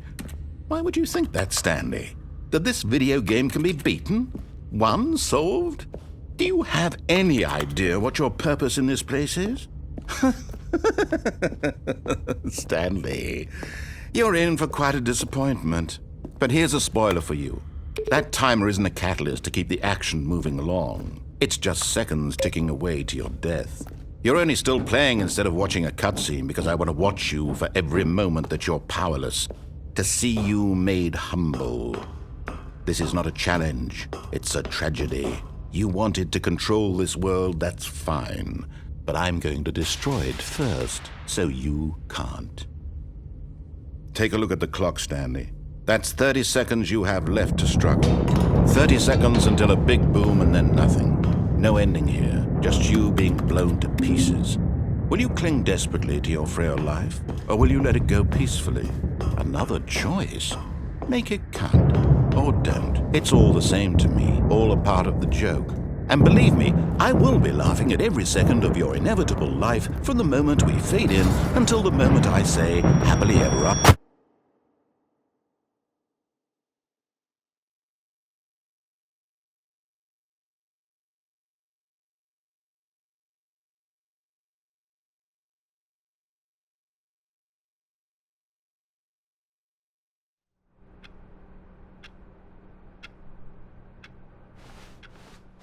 All of his co-workers were gone. Oh, please. Are you really just doing this for the achievement? Click a door 5 times. Is that all that you think an achievement is worth? No. I can't just give these merits away for such little effort. A measly 5 clicks.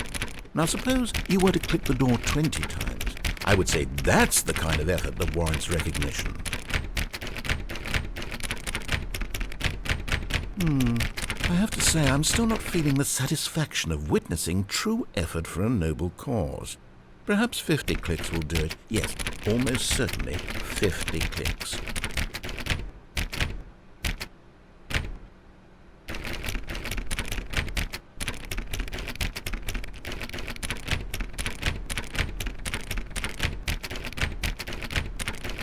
No, I'm still not feeling it. I want this achievement to have meant something. It has to be a true reward for valiant effort. I want to see some hustle, Stanley. I want to see commitment, a willingness to go all the way, no matter what the cost. Why don't you go put 20 clicks into door number 417?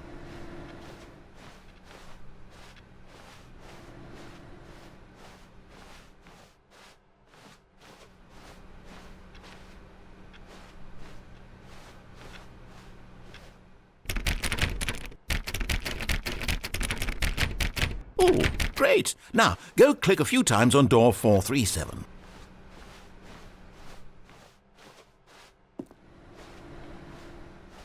Excellent. I think we're getting somewhere. Now, door 415. Let's give it 10 clicks or so.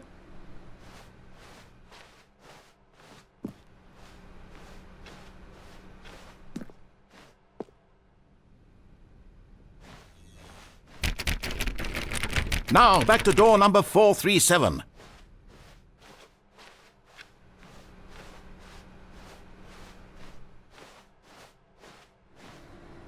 Let's see. How about you click on, well, I don't know, the copy machine?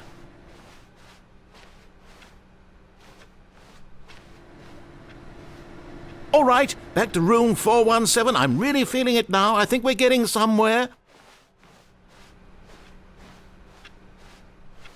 Okay, now go climb on employee 419's desk.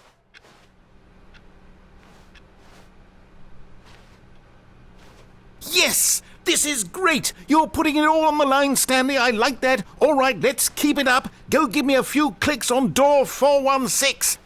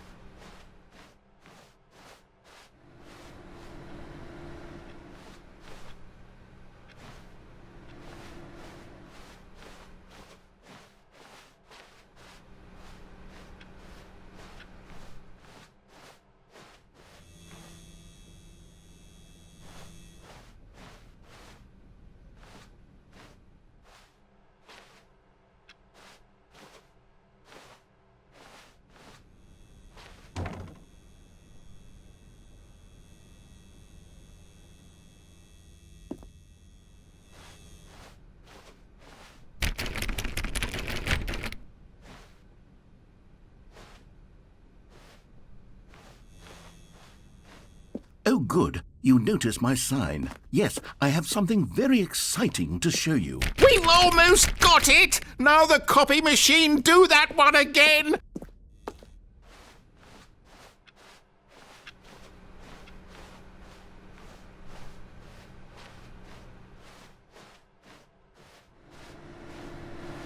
Finish it off, Stanley! 5 clicks on door 430!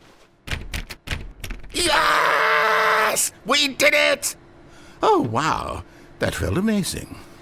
Oh, you really earned it, Stanley. Nothing could hold you back. Yes, I'm very proud of how far we've come today. Just think, only a few minutes ago you believed an achievement was worth 5 little clicks. Really now, what were you thinking?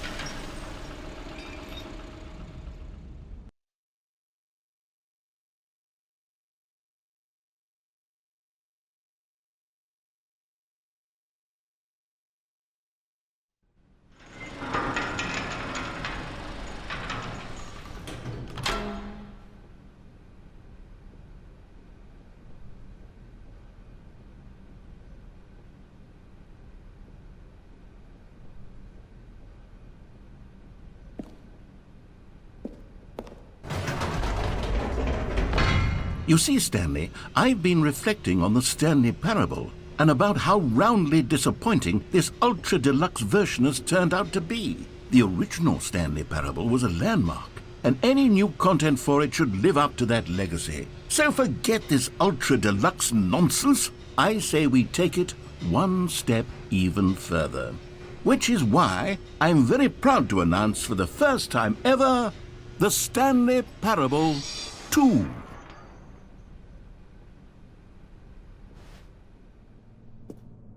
Yes, you see, isn't this far superior to a measly port with a few minor additions? Think of all the new territory we'll cover with a fully fledged sequel, an entirely new experience, built from the ground up. Why, there are so many possibilities. It could go in so many different directions. This is what fans have truly been asking for.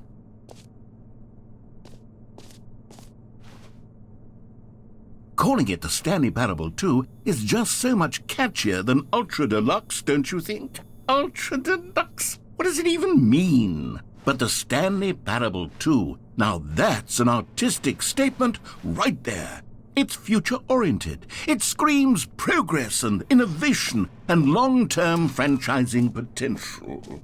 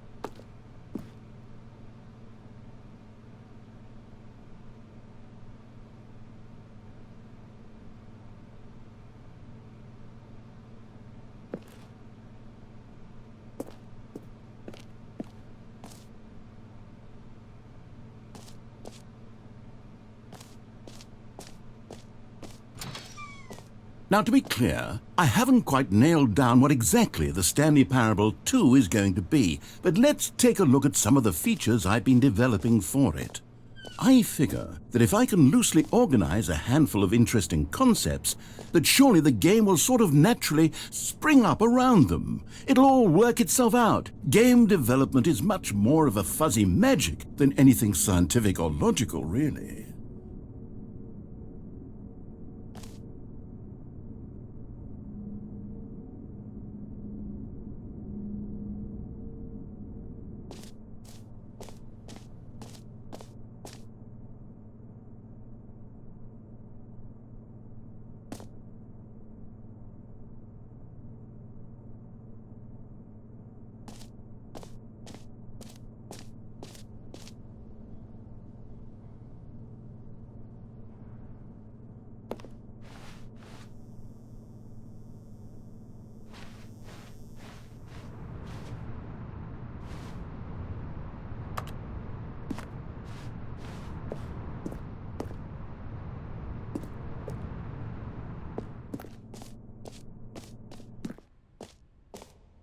here we are. Go on, try out some of the new features.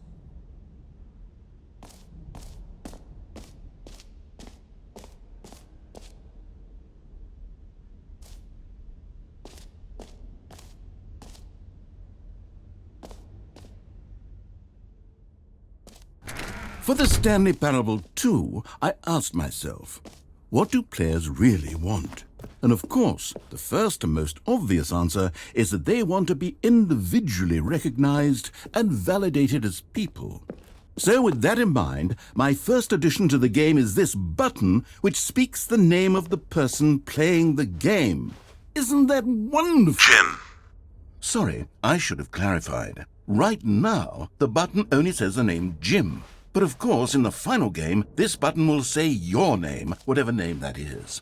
Here, let's have you role-play as Jim to really simulate the full experience of this feature. Just play along. I promise you'll love it. Okay, here we go. Let's take a deep breath, clear your mind, forget whoever you are, and simply become a person named Jim.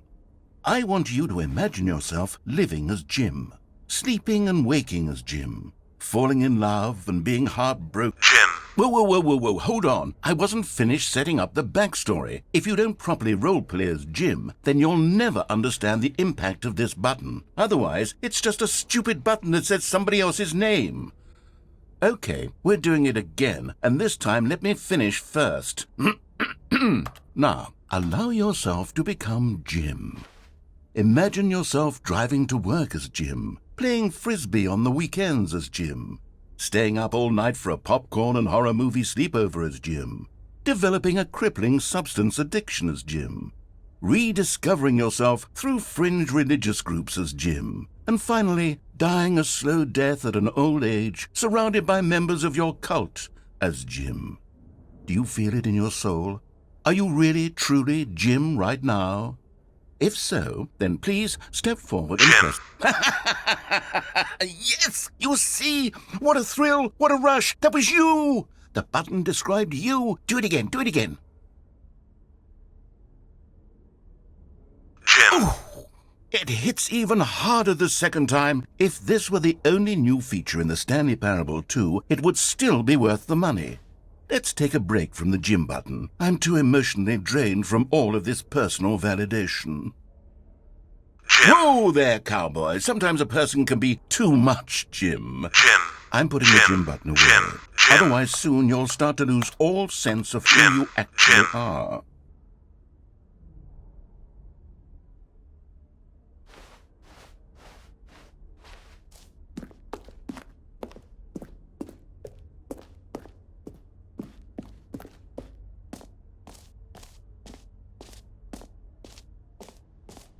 I suppose I could allow only people named Jim to play the Stanley Parable 2. That would actually save me the work of finishing this feature.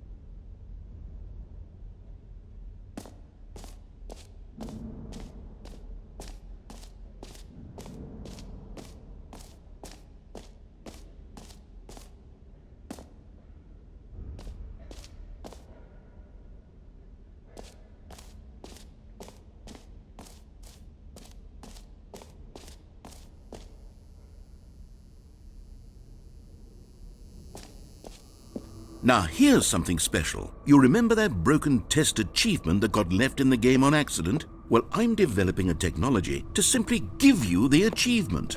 Yes, you see, you'll come to this lever, and when you pull it, the achievement will be given to you. It's as simple as that. Okay, perhaps I should have clarified. This is technology that will exist. Right now, the achievement is still fully broken. I'm not a wizard, Stanley, but I guarantee it will be fixed in the sequel to at last satisfy the hordes of ravenous fans all over the world who have been uproariously demanding this feature. Gamers, we hear you, and I promise it will happen.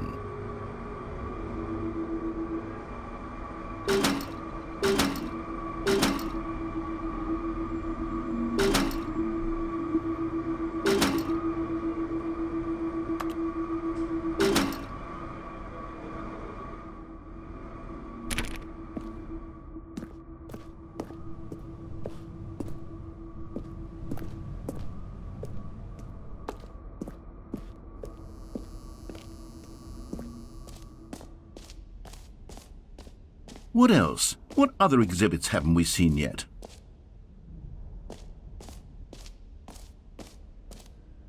You know what? Let's bring the jump circle back for Stanley Parable 2 as well. It's a...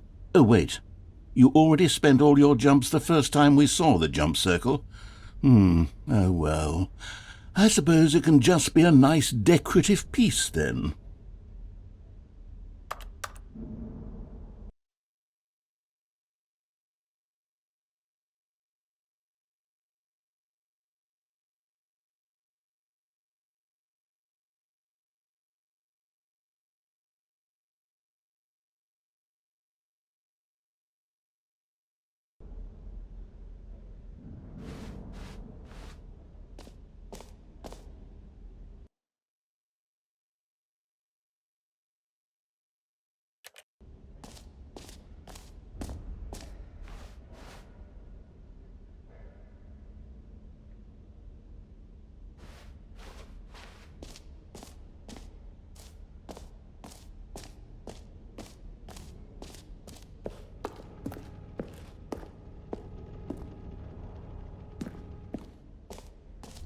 Ah, collectibles. Now it's a real video game. In the Stanley Parable 2, you'll run around gathering up these miniature Stanley figurines. And what's truly innovative is that there will be no reward for collecting all of them. I don't want to stifle the intrinsic joy of watching a number go up. You simply collect all of them, and then you move the hell on with your unremarkable life.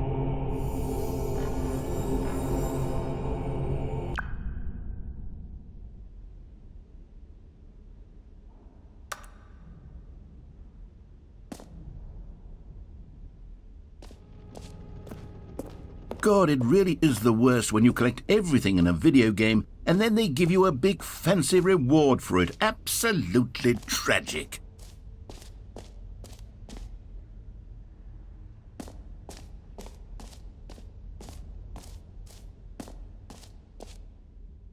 Okay, I'll be honest, I haven't yet decided on this one. I think that in the new version, the office could use a bit of decoration, like balloons. But I'm undecided on Get Well Someday and Happy 12th Birthday. Which would you go with? You know, sometimes when you solicit another person's opinion, it makes you realize that you knew which one you actually really wanted all along. Get Well Someday it is.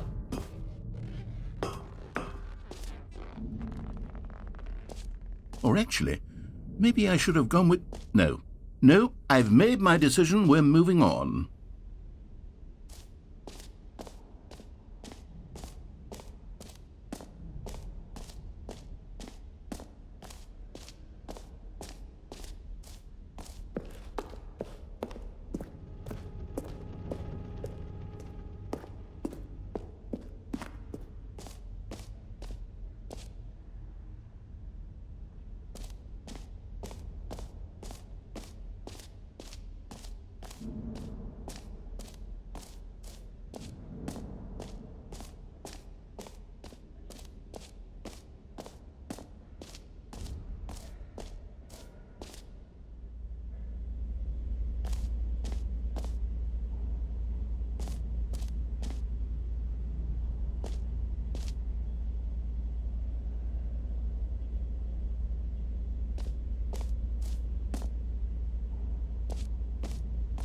Stanley, here's an idea that I'm truly fond of. It's never been done before in a video game. This is in fact a hole that you can fall down forever. That's right. Infinite falling. You can fall until the end of time if you like. A stunning leap forward for video games as a medium.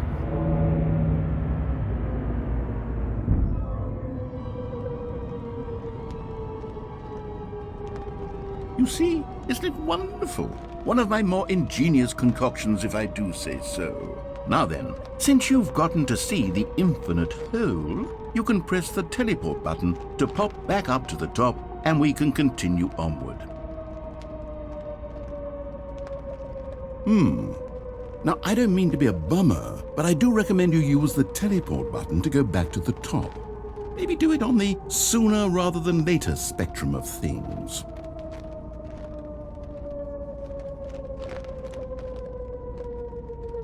Okay, Stanley, I don't know quite how to say this tactfully, but it's possible that I slightly exaggerated the infinite nature of the hole. Is it a very, very deep hole? To be certain it is.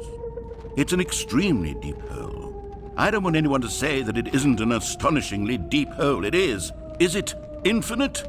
Well, that sort of depends on your definition of infinity. From one perspective, the infinite is merely philosophical in nature. It's more of a...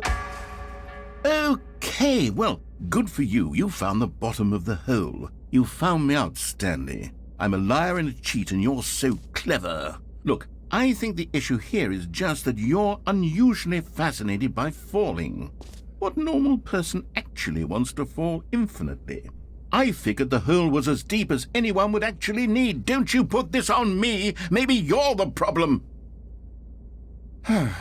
Look, things got a little heated there. I think we both said some things we didn't mean. Why don't we just put all this behind us and agree to just call the hole mostly infinite?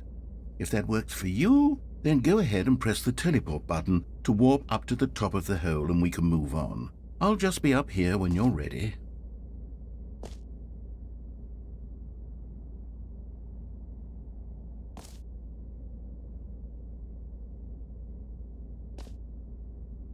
Great. Now, I'm very excited to show you even more. Oh, for heaven... You see, I was right. The problem is you. The problem is that you like holes too much. Not normal. A normal person would have said, yep, that's an infinite hole right there. Goes on forever till the end of time. Don't need to see it all, but not you. Oh, no, no, no, no. You have a weird sort of... Oh. Did the hole seem even shorter to you this time? I couldn't help but feel like you spent a little less time in there than you did before. I mean, admittedly, I didn't make an infinite hole, but I didn't think it was that not infinite. Well, I suppose once again there's nothing to do here. If you decide you've had enough of the hole, you can hit the teleport button and come join me up above. Had enough? I'm positively thrilled. I really do have so much more to show you and to talk about, and I've had enough of the hole for a lifetime. Gosh, how could I have guessed? You're back in the hole. If this starts to become a thing where... Wow, okay, yes. I'm starting to become extremely certain that the hole is not only not infinite, but that it's growing steadily less and less infinite. I suspect that I'm starting to hit the point where it's no longer feasible to call the hole infinitely deep, even by the lax overall standards for accountability and marketing. What's going on here? Stanley, I have no explanation for the uncertain nature of the hole's length. Here, let's try something. Let's pop back up to the top, and we'll see if it gets any shorter. Well, there it is. The shame of my lie has come to haunt me. Now, how is this still appealing to you? I know you're obsessed with holes, but at this depth, I just can't see this scratching the itch. Oh, who am I to judge? You just do whatever it is you're here to do and hit the teleport button when you're ready to move on. Is the, teleport button not working? You sure? Well, I mean, I really don't have an explanation. It was working just a moment ago. Try it again. Still nothing? Well, I suppose there is one thing I can do to fix this. I'm out. Goodbye, Stanley. You couldn't bear to be away from the hole, and now you'll get more time with it than you could ever have asked for. It's a win for everyone. You get to be with the whole, I get to do literally anything else. Take care, Stanley. I hope you and the whole have a wonderful rest of eternity together.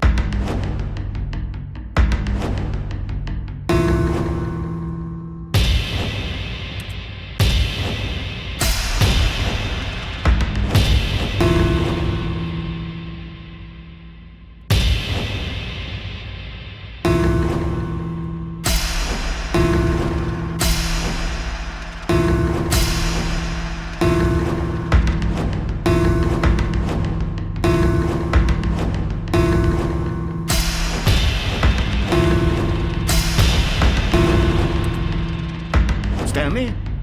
Stanley? Stanley! Oh, good, you're awake. It seems you had sort of dozed off there, drifting away into dreamland. But we can't have that, Stanley, because this hole is just so darn fascinating that I want you to be wide awake for every second of it. You don't want to miss a single moment. So how about if I just pop in from time to time and wake you up to keep you really, truly focused on the hole? From the looks of things, you and I will have many, many years here in this hole, and I'm looking forward to all of them. Stay alert, Stanley.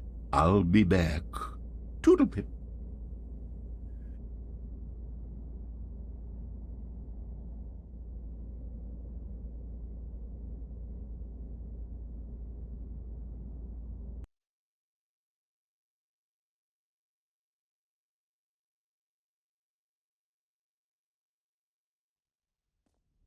Here we are. Go on, try out some of the new features.